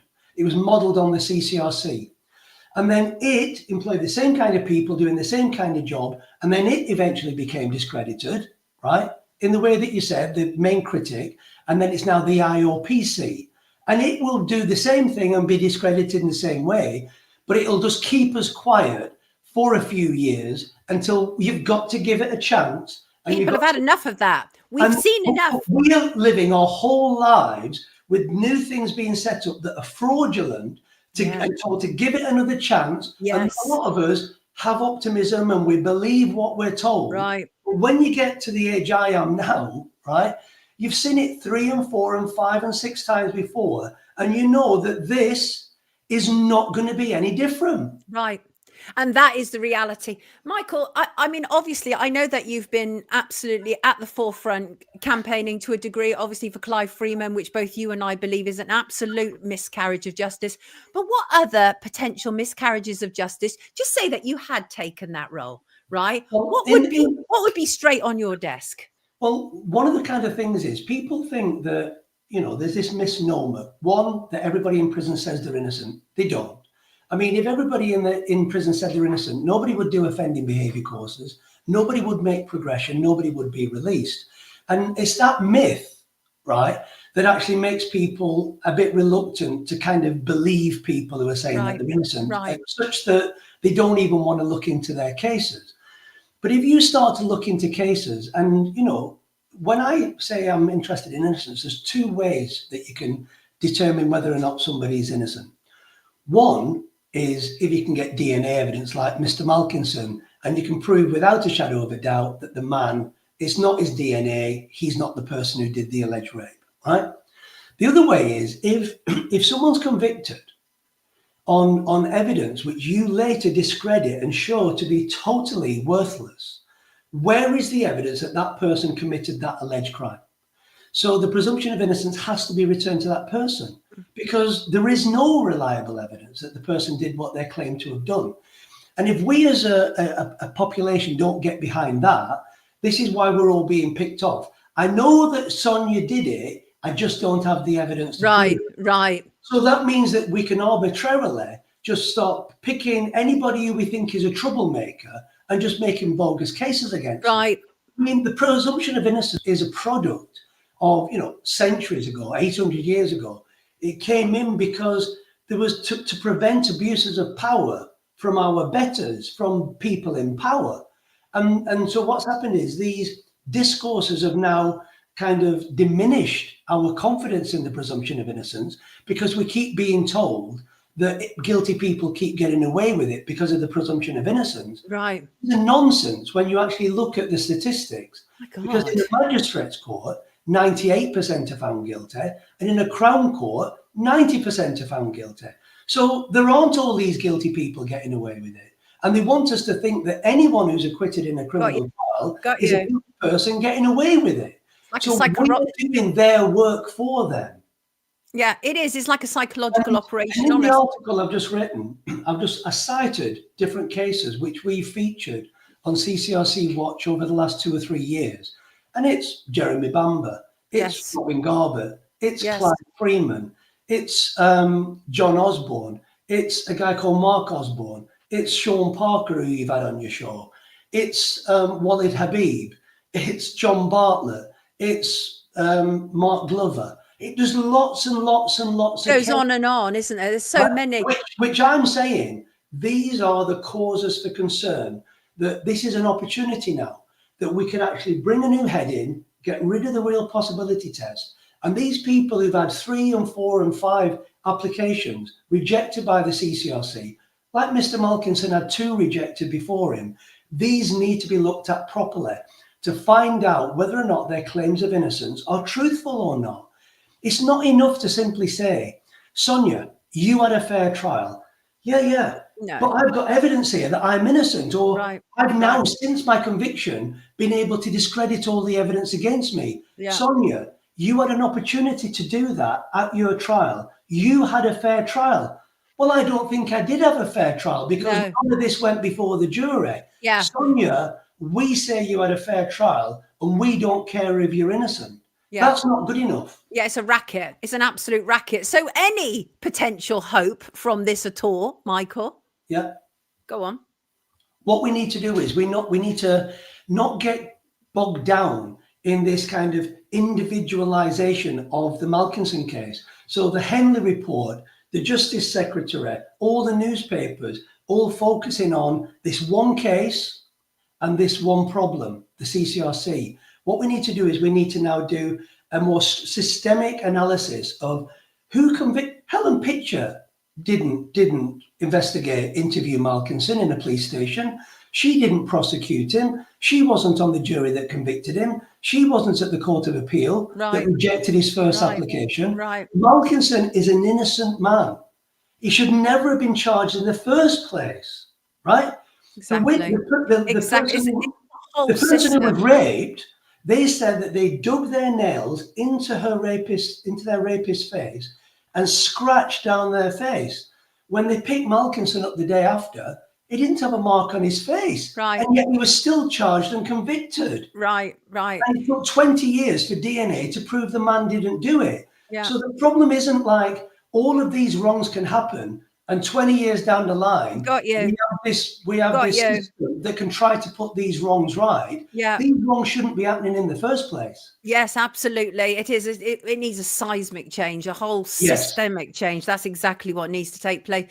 Michael, as ever, really appreciate all the work that you do. Keep holding the flag because, I do believe that one day it will all pay off. I know it's hard. It's absolute hard. It's a slog. Listen, we've got to be optimistic. We're in a time now, as you said at the beginning, where, because I'm just talking quite narrowly about wrongful convictions in the CCRC, but whichever public body you're looking at, they all work the same way. They do. So there's more and more people now who are daring to challenge. There's more and more people becoming more and more aware. And together we're stronger. So we just have to believe and just keep doing what we're doing as much as we can. Thank you, everybody. Dr. Michael Norton. Brilliant, Michael. Take good care of yourself. Have a wonderful weekend. You are a star. You are a star. Bye-bye. You're a star. We're all stars. We're all stars. Take good care of yourself. Have a wonderful weekend. Thank you. Brilliant work. See, that is God's work right there. That's God's work. That's what I think. Yes. So, you know what it is, isn't it? It's the same thing over and over again. We have to change it. We have to change it. What's this? Thank you, Michael. Brilliant guest, says Mel's. They are draining our energy every day. They are, Stephen. But we are here to bring that energy back. Thank you very much nearly 1,500 watching us on the YouTube live stream. God, I love you people. And almost 800 plus, well, 787 plus watching us on X. I appreciate you all so very, very much. Spread the good word. Jane, it is God's work. It is. The sad thing, it won't change, says Cavan. Michael Smartman, says Craig. Indeed. Indeed. Thank you, Michael, says Vanessa. Much better viewing panel. Yes. Listen, people, I'm playing around with all manner of things. So you've got to bear in mind it's only me. And I'm not tech. I'm not tech savvy. Not at all. But I give it my best shot. Woe unto you, lawyers, paid for everything. What's that? Thank you, Michael, says Kath. Yes, thank you. Thank you indeed, says Mike J. Right, let us move on to my pick of the news, shall we? First of all, oh gosh, I've got to talk to you about this. Let's talk about Charlie Mullins. Are we all familiar with Charlie Mullins, kids? Let me just find the story about, so he is quite infamously known as Rod online. I can't say it on YouTube. They'll give me a strike. Have you noticed they keep taking off now, obviously, my advertising because I keep going well over the lines, but that's the way it's going to be. We're going to end up with no advertising on here, and that's absolutely fine. Thanks for joining on X. Please share far and wide and hit the like button, says Divine Rising Goddess. Are you on X saying that? Oh, it's so exciting. People are on X talking to us. How wonderful. That's right, Mels. It's Rod. It is. It is. And he, of course, is a very famous British plumber, or rather he's famous in the UK because they used him throughout C19 on mainstream media, on legacy media, to push the most draconian messages. And in fact, let's give you a burst of one of his TV appearances during C19. Are we ready? Let's go for it. I have to say, I don't even think that we should allow people on the streets unless they've had the vaccine. Without proof of the vaccine, you can't go into a pub, club, restaurant, gymnasium, anywhere at all. You can't travel, theatre, you can't even go into work. I mean, personally, I have to say, I don't even think that we should allow people on the streets unless they've had the vaccine. We shouldn't even allow people on the streets unless they've had the vaccine. What an absolute piece of work. Well, he's now going to be running for one of the seats for Reform, right? Can you believe that? After Elon Musk withdrew his support of Reform's Nigel Farage, another wealthy voice, has come out in support of Reform, and that is Mullins, Charlie Mullins. But the thing is that we know so much about him, so very, very much. I wonder if I've got this screenshot because it's so funny. Look at this. You don't know if you can see this. Charlie Mullins is doing an Ivor Kaplan. He's speaking on X, but thinks these are presumably private messages. And here's Charlie Mullins in a X conversation with somebody, well, looks like a woman, but you can never tell these days. Well, oftentimes you can't when you've only just given a little bit of an image. And he's saying, "Where are you? I am ready now." And the woman is saying, "Come get it." Yes, you. Yes, we're all repulsed. Yes, he does look like a twisted Rod Stewart Randy. That's why they call him Rod. That's exactly it. Nice suspenders, says Craig. Indeed. But apparently Britain needs reform and Britain needs Charlie Mullins. Now, bear in mind, he was an absolute EU fanatic. He wanted to cancel the vote of 17 million people, right? So this is not a man who believes in democracy either. Okay, whatever you thought about the EU vote, whatever you thought about it. Marcuson is making humour. Mullins blew his wife out. He said it's overflow because obviously he's made his wealth from Pimlico plumbers. Horrible man. Horrible man. Look how happy he looks and where his hand is. Yes. Oh, we're all vomiting. Yeah, it's horrible. Reform, control opposition, said Sid. And obviously Reform has a lot of backing and highly likely that they're going to gain more seats in Parliament. Wait, we have dissent. Gary said he could be fresh air. Why? Because he's human. Wait, I snuck in just in time, said rediscovered answer. Kath is puking. I want to join you in that, Kath. I can't imagine anything worse than thinking about Charlie Mullins at it. Horrible. Oh, shiver. Anyway, reckons he can turn the tide for Reform. I think they're in trouble, frankly. I think they are in trouble. And the massive MAGA backlash against Andrew Tate is happening. He's losing his head with one of his detractors. He took an image of the man's child, zoomed in on it, stuck it on his ex account for his millions of followers, and called the 10-year-old girl ugly. What kind of adult does that to a child? Thing is, children are off limits, right? We know that online. There's a kind of protocol that, for the most part, even if you're angry with somebody else, you don't go and get their image of their 10-year-old daughter, stick it online and call her ugly. And he's doubled down on it. He did a video this week in his hot tub where he not only calls the man's young child ugly again, says the man's young son is gay. They're going to go through life miserable. He's horrible. Absolutely horrible. And this man is kind of like part of the American Christian right movement and absolutely furious. But the backlash against Tate is honestly could not happen to a better person. He's absolute filth. People need to know that. I mean, he literally has told us everything we need to know about him. So when you have gatekeepers like Russell Brand, keep doubling down. Russell Brand has tripled down now when it comes to Andrew Tate, right? This is infiltration. Russell Brand, a man with his own shady past and who has also infiltrated the MAGA movement like Tate. But while Tate claims to have converted to Islam, Brand claims to have converted to Christianity, and none of them can be trusted. I think I know why they've both infiltrated the vast American Christian right movement. Aside from the fact that those people have a lot of money, and both Brand and Tate love their money. But none of them can be trusted. But more than that, I think they're trying to change it. I think they're trying to change Christianity. Because you have Andrew Tate tweeting, "This is why I'm Muslim. Any Christian who believes in good and understands the true battle against evil must convert. So be patient. Indeed, the promise of Allah is truth." That's Andrew Tate. He's tweeting that. And Russell Brand is actually tweeting. I wonder if I've got the image of him here.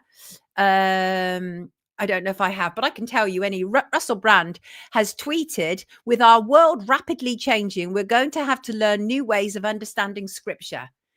Who said?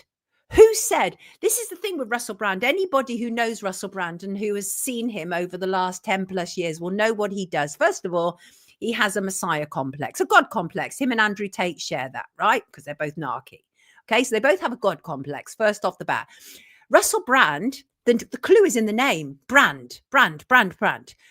So Russell Brand, as soon as he gets involved in anything, he seeks to lead it. He believes that he's bigger than that thing. He believes he's bigger than Jesus and God right now. Trust me, he wants to rewrite scriptures, right? And people are not happy. Again, the MAGA movement are very angry with him. A lot of people within the MAGA movement. Now you have people like this Alina Habba, who is counsel to Donald Trump, who came on a podcast last week and fangirled all over Andrew Tate, which is utterly appalling when you know about him. Like I say, you only have to listen to his words, what he has to say about women. And he's been released from house arrest this week, by the way, in Romania. He's still facing charges, and there will come a point when he'll be deported to the UK to face further charges. So Russell Brand and Andrew Tate are absolutely infiltrating the American Christian movement. Child catcher, says Lisa. Lisa is not impressed. How we interpret scripture up to the individual. Gary, that is exactly it. It is not for any individual, right, who seeks to brand it to do so. It's not for them to do that. But anyway, it's really good to see Brand and Tate. They're both getting it. People are absolutely waking up to it. In fact, one person online, Donnie Discerned, said of Brand, when Brand wants to rewrite scripture, said of Brand, "You spent most of your life as a new age occultist, and now as a self-proclaimed baby Christian, you're expecting us to completely change how we understand God's word because you say so. Something doesn't add up." No, it doesn't add up. Bruv party, what a joke, Squidgy. They're not even registered. They're ridiculous people. James says, interview Raja Mia. Well, I will be on Monday. He'll be joining us at 9:30 on Monday. See how quick we are with that? What's happened with these investigations into Brand, says Paul? They're ongoing. The police investigations. There are police investigations around both these people, right?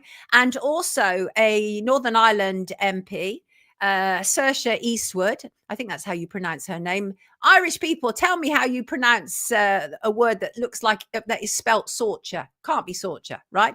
And she's launched legal action against Andrew Tate over his social media posts.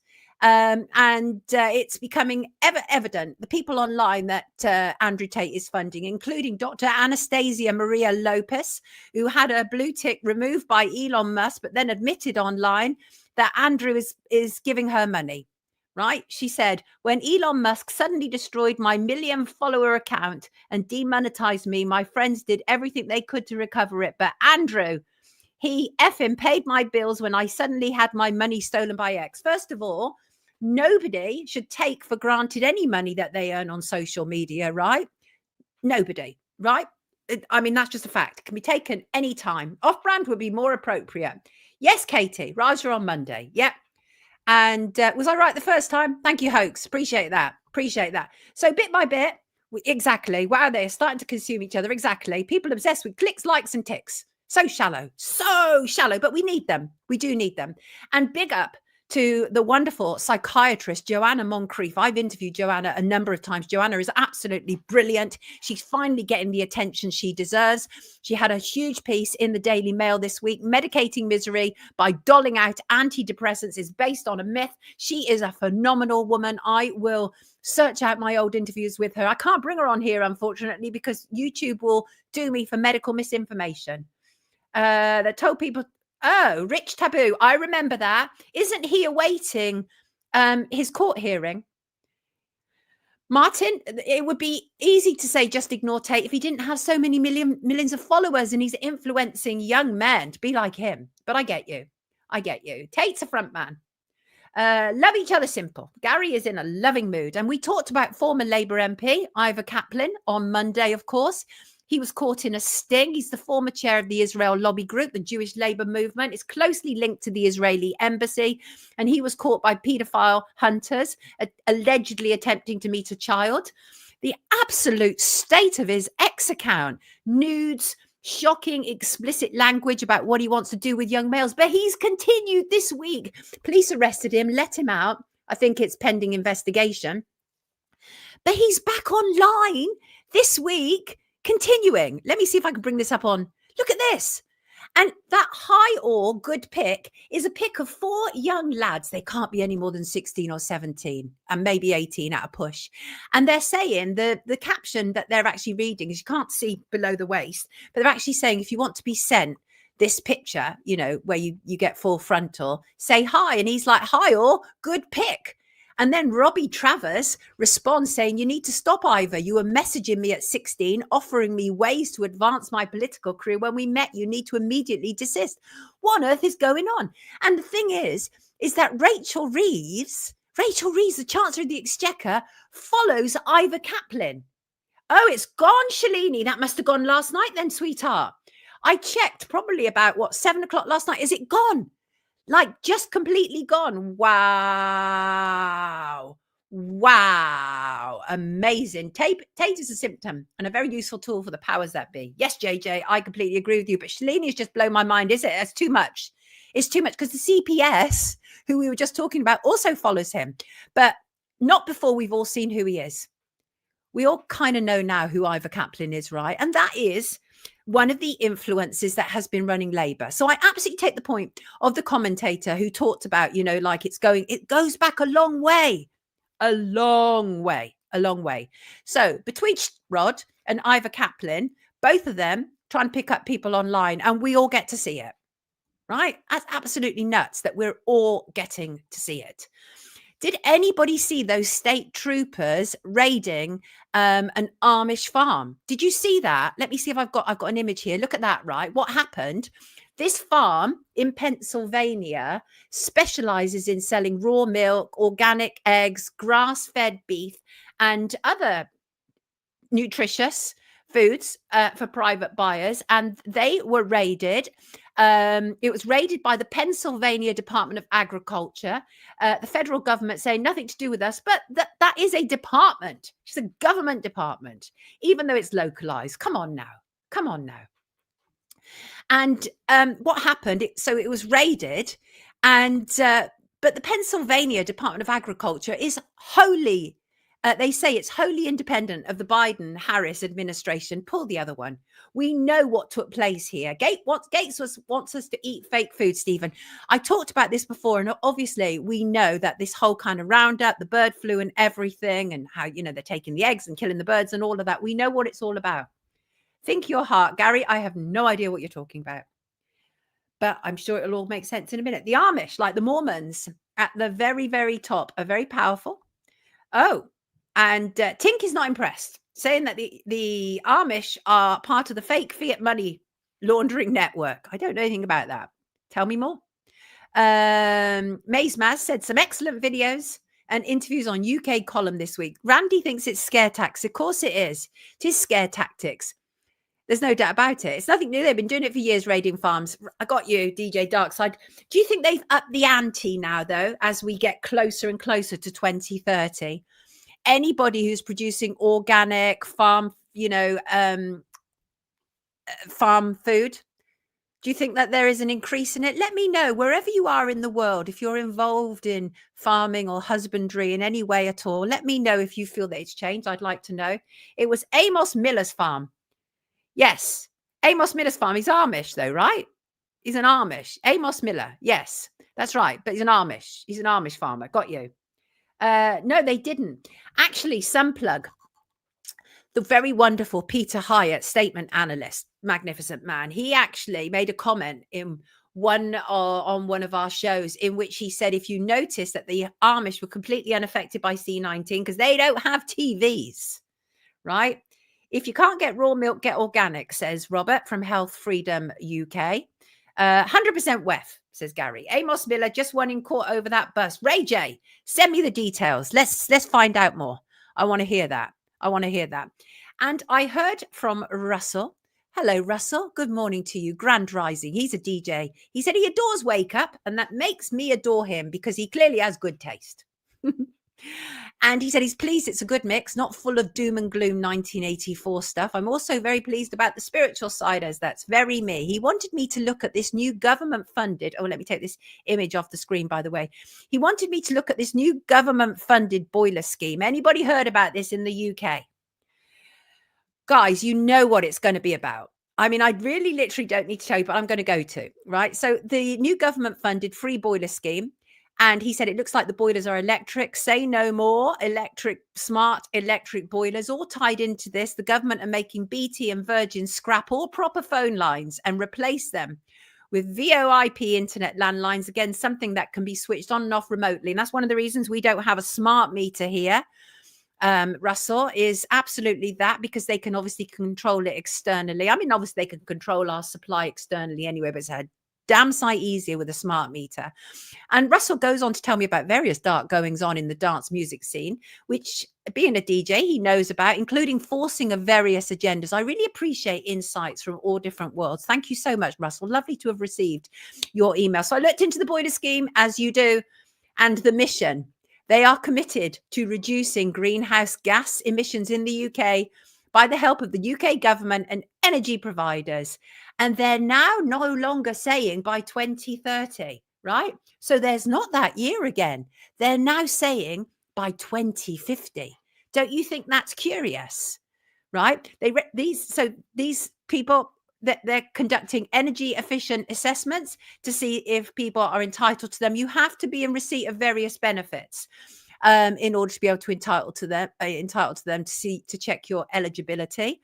There is a targeted distribution of this, and they say that it will help fraud prevention, and that there is a legal compliance, and what they require in order for you to be able to fulfill the Eco-4 scheme. What happened to 1, 2, and 3? I wonder. But Eco-4 scheme, you need income-based job seekers, you need the JSA allowance, you need pension guarantee credit, not all of these, of course, any of these things, working tax credit, child tax credit, income support allowance, and it goes on. My plan is to be looking down on this by 2050. The heaters have been pushed back to 2035.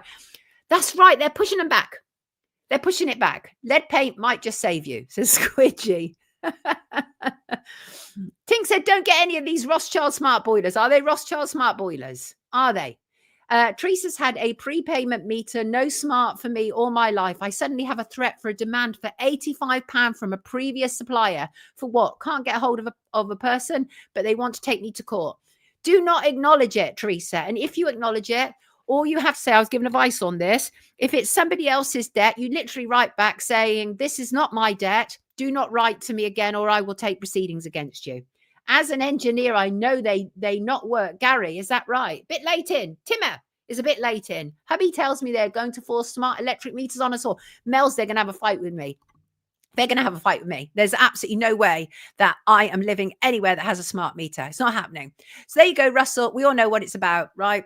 Is that we, again, the British taxpayers, are paying money to the government's friends who have bought into the net zero agenda. And there's billionaires who have bought into that net zero agenda, including Bill Gates, including all of BlackRock, of course.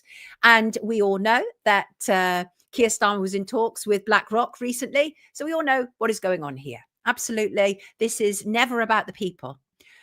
Who's with me when I say that all of our representatives, all of our political representatives, because there's hardly anybody who's on our side, are traitors? Put your hands up in the air.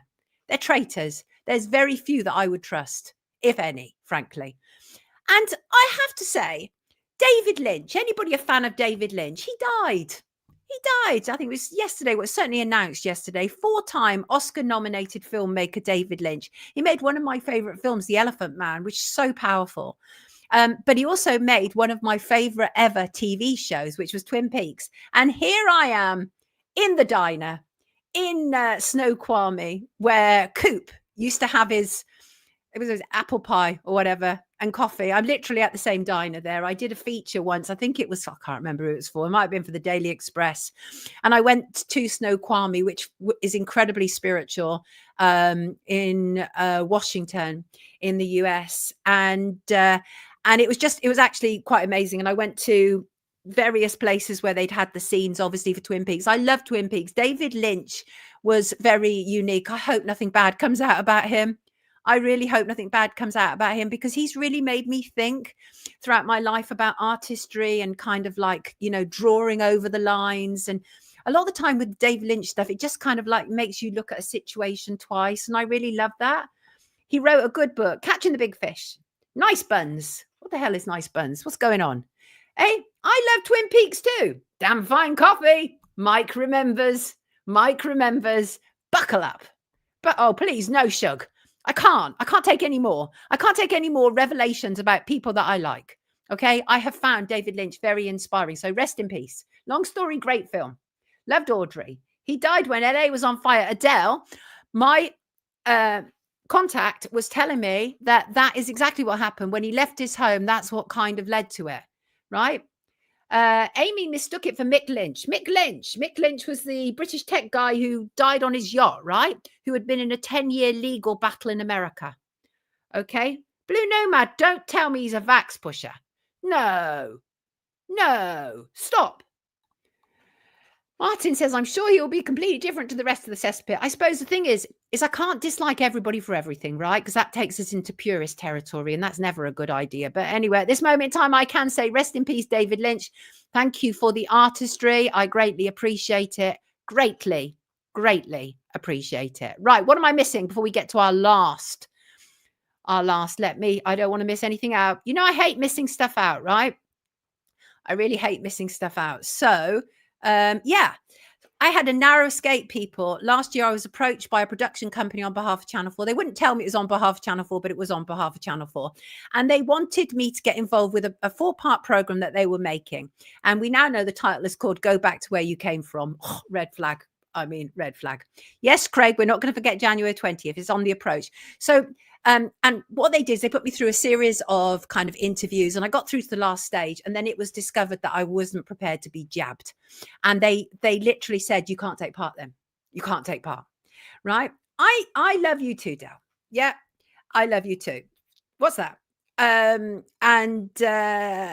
Yes, Stephen. Happy to mention Mullins. Absolute ridiculous. We can't keep going after these ridiculous people. So anyway, this Channel 4 program is now coming up, and it features people like Chloe Dobbs. I've talked to Chloe before. She's a type of kind of Zionist commentator who spent most of Eurovision Song Contest voting for Israel. She literally said it on Instagram. That should give you some idea of who she is and her position in this program. It's made by Minnow Films. It will be out shortly. It also features another commentator, Bushra. I can't remember her surname, but Bushra is always very, very pro-Muslim, and you can see why they pick these certain characters.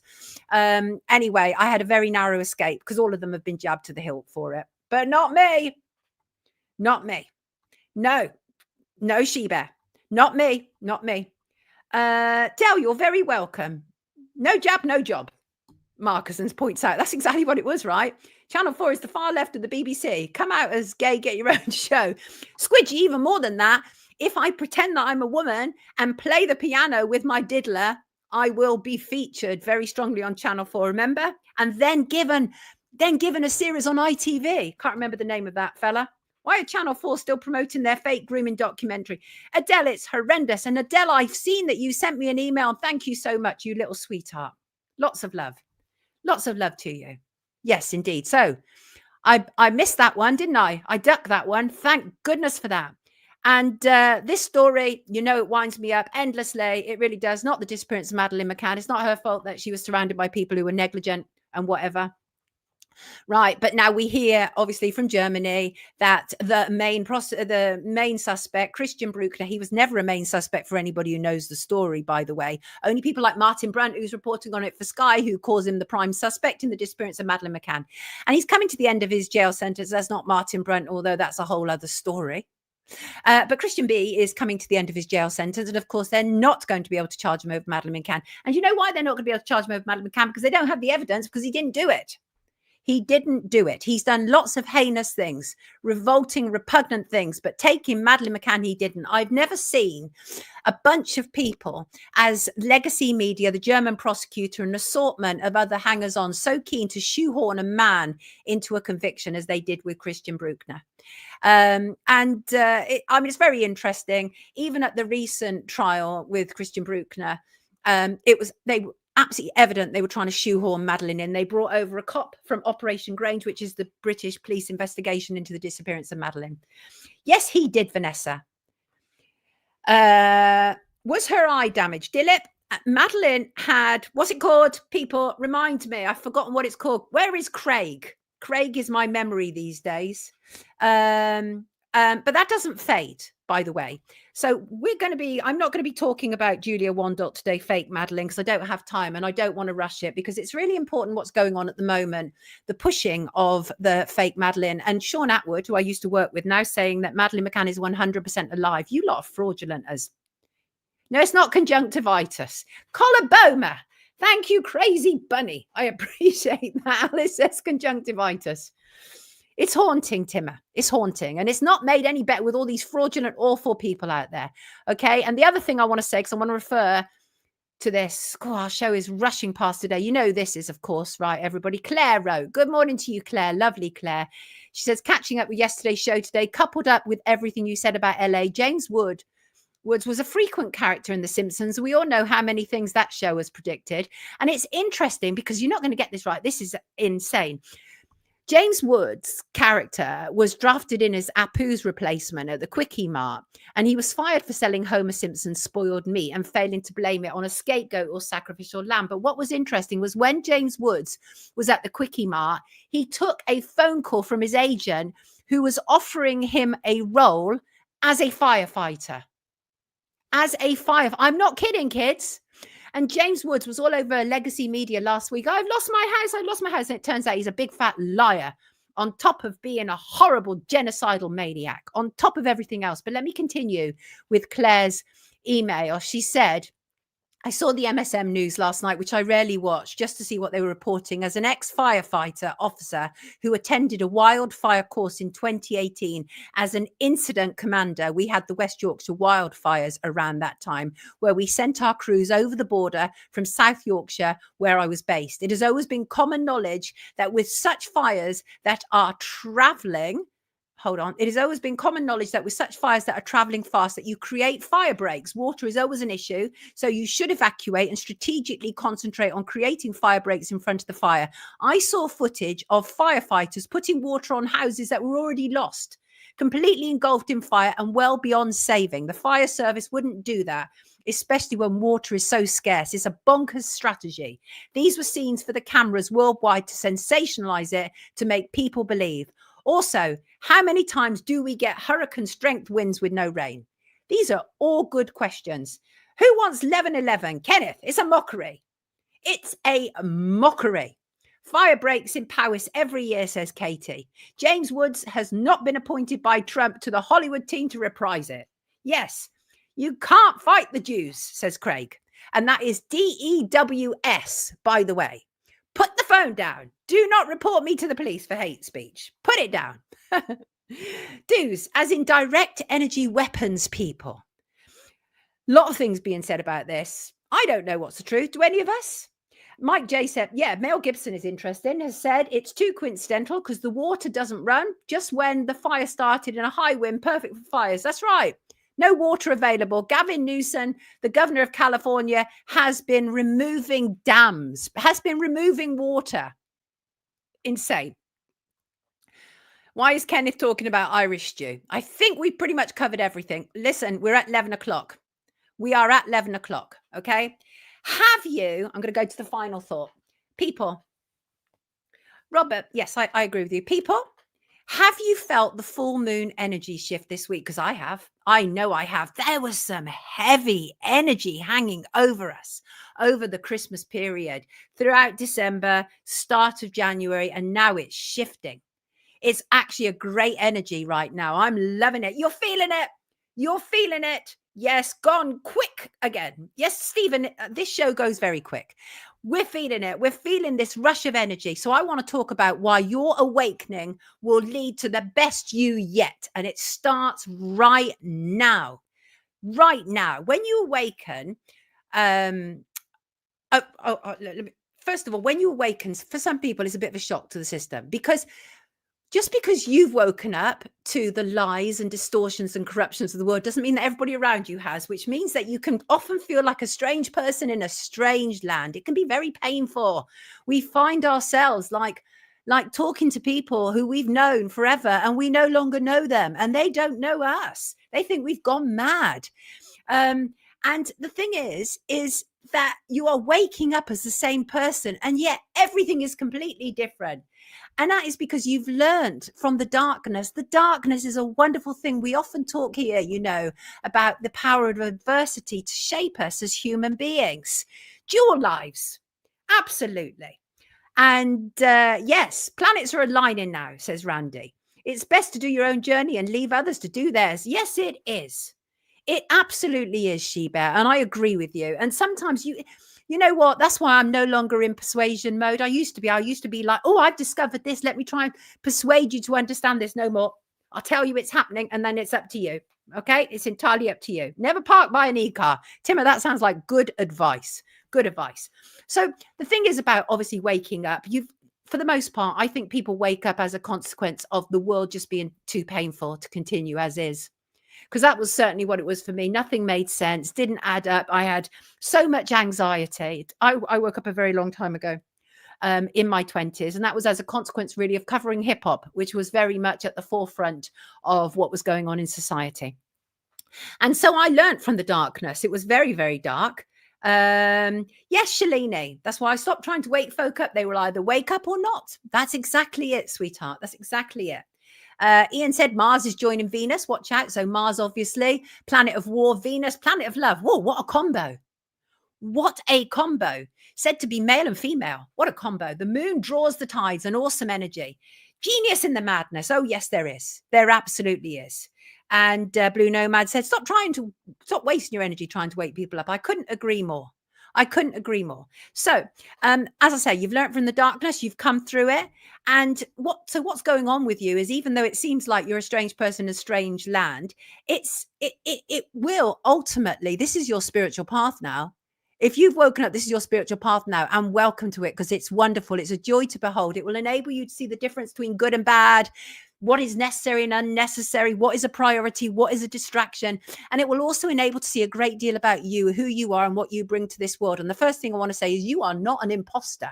You are legit. You are the real McCoy. Don't forget it, right? There has never been a better time for you to show the world what you're capable of. Never. Look at all the things available to us. It used to be a case when I was like coming up in journalism, and there was just like a small handful of media outlets, and you had to basically get commissioned by one of them in order to get your voice heard. No more. You can literally get online. You can make your own video. And did I see that our wonderful Shug is making his own videos? Because that's the point. Yes, Rach. Do you mind me calling you Rach? It is absolutely the dawning of Aquarius, like the movie Hair. Some people are too scared to wake up. They are. The American dream. You have to be asleep to believe it exists. My pet cockatiel is very noisy at the moment as she isn't molting. Lemsip, I am very sorry to hear that. And I picked up a lot of quotes about this, kind of like the whole idea of, you know, awakening and what we go through. And one of the things I absolutely know, and I have to agree with Eckhart Tolle, you know, I'm absolutely hopeless in pronouncing names. I have a glitch in my brain. I fell off a table when I was 18 months old. I always blame it, right? So let's just do that. So Eckhart Tolle, what he said is, if there are people you haven't forgiven, you're not going to really awaken. You have to let go. And I know that. There is nobody I have not forgiven for their behavior. Nobody. It doesn't mean that I don't want justice. That's a whole different thing. That's a whole different thing. But I've forgiven everybody because you have to. You have to release it. You have to let it go. Irish coffee helps with waking up, says Kevin. My dog Teddy is being very snuggly. Good to hear it. Good to hear it. So, as I said, there's never been a better time for it. You're here for a reason. The full moon energy is shifting so much negativity. It really is. And, you know, there are so many, as I say, great quotes online about this and what it actually means. And I'm an amateur in this at the end of the day, right? I do this final word because I think it's important, because we have to, by dint of what is going on in the world, I have to cover so much negativity, which I loathe much of it, but I cover it to hopefully raise awareness to these situations. But I always like to end the show, bring it back to us, what we're about and how we can progress as people. Because the thing that I know about my life now is I don't have too many question marks about it. Now, maturity has greatly contributed to that. All the things that I was told that were so horrible about getting old are wonderful, are absolutely wonderful. I love them all, and I'm so much happier for it. So yes, here we are, people. Here we are. This awakening, whatever you're experiencing, at whatever stage you are at with it right now, trust me, if you stay the course, it will lead to a better you. Unquestionably, you will know what's important in your life. You will. Gail Sheehy, I want to say that quote. If every day is an awakening, you will never grow old. You will just keep growing. How beautiful is that? And same here. I got you, Shug. I got you. Some people can't be forgiven, said George. Yeah, I know, but then they live rent-free in your head. I take your point. But like I say, even if we forgive them, it doesn't mean that we shouldn't still get justice, right? We should get justice. You're loved as well, Kim. Absolutely loved. Thank you to everybody who has been here with us this morning. 1,615 on the YouTube live stream. You are sensational. And we are still, I can't even see. If we can't know. Let me just check what's going on X. Has it stopped on X? It can't stop on X, can it? Anybody see us on X, people? Because it was working before. Oh, wait, I've got, you know me. Let me just have a look. Let me just have a look. Show more. Where are we? Can't see it on X. But anyway, we had many. And this is the first time that we have simultaneously live streamed on X. So thank you so much, everybody, for being here. Very, very grateful for you. What's this? I'm on X. I'm just being given a message. That's a whole other story. That's for a whole other time. Don't let me get distracted. We cannot be distracted. We are on a path here. Thank you very much, everybody, for being here. I truly appreciate it. Thank you for all the live commenters. Thank you for everybody who writes in. Thank you for every guest that we've had today. Just thank you, thank you, thank you, thank you, thank you. Okay, thank you. I really appreciate it. Have a fantastic weekend. 11:08. Before we go, very, very quickly. Time to wake up with Sonia Poulton. Happy weekend, or have a fantastic weekend. See you Monday, the inauguration of Donald Trump, and so much more. Take excellent care of yourself. Love you. Thank you to my 2 wonderful mods as ever. See you Monday.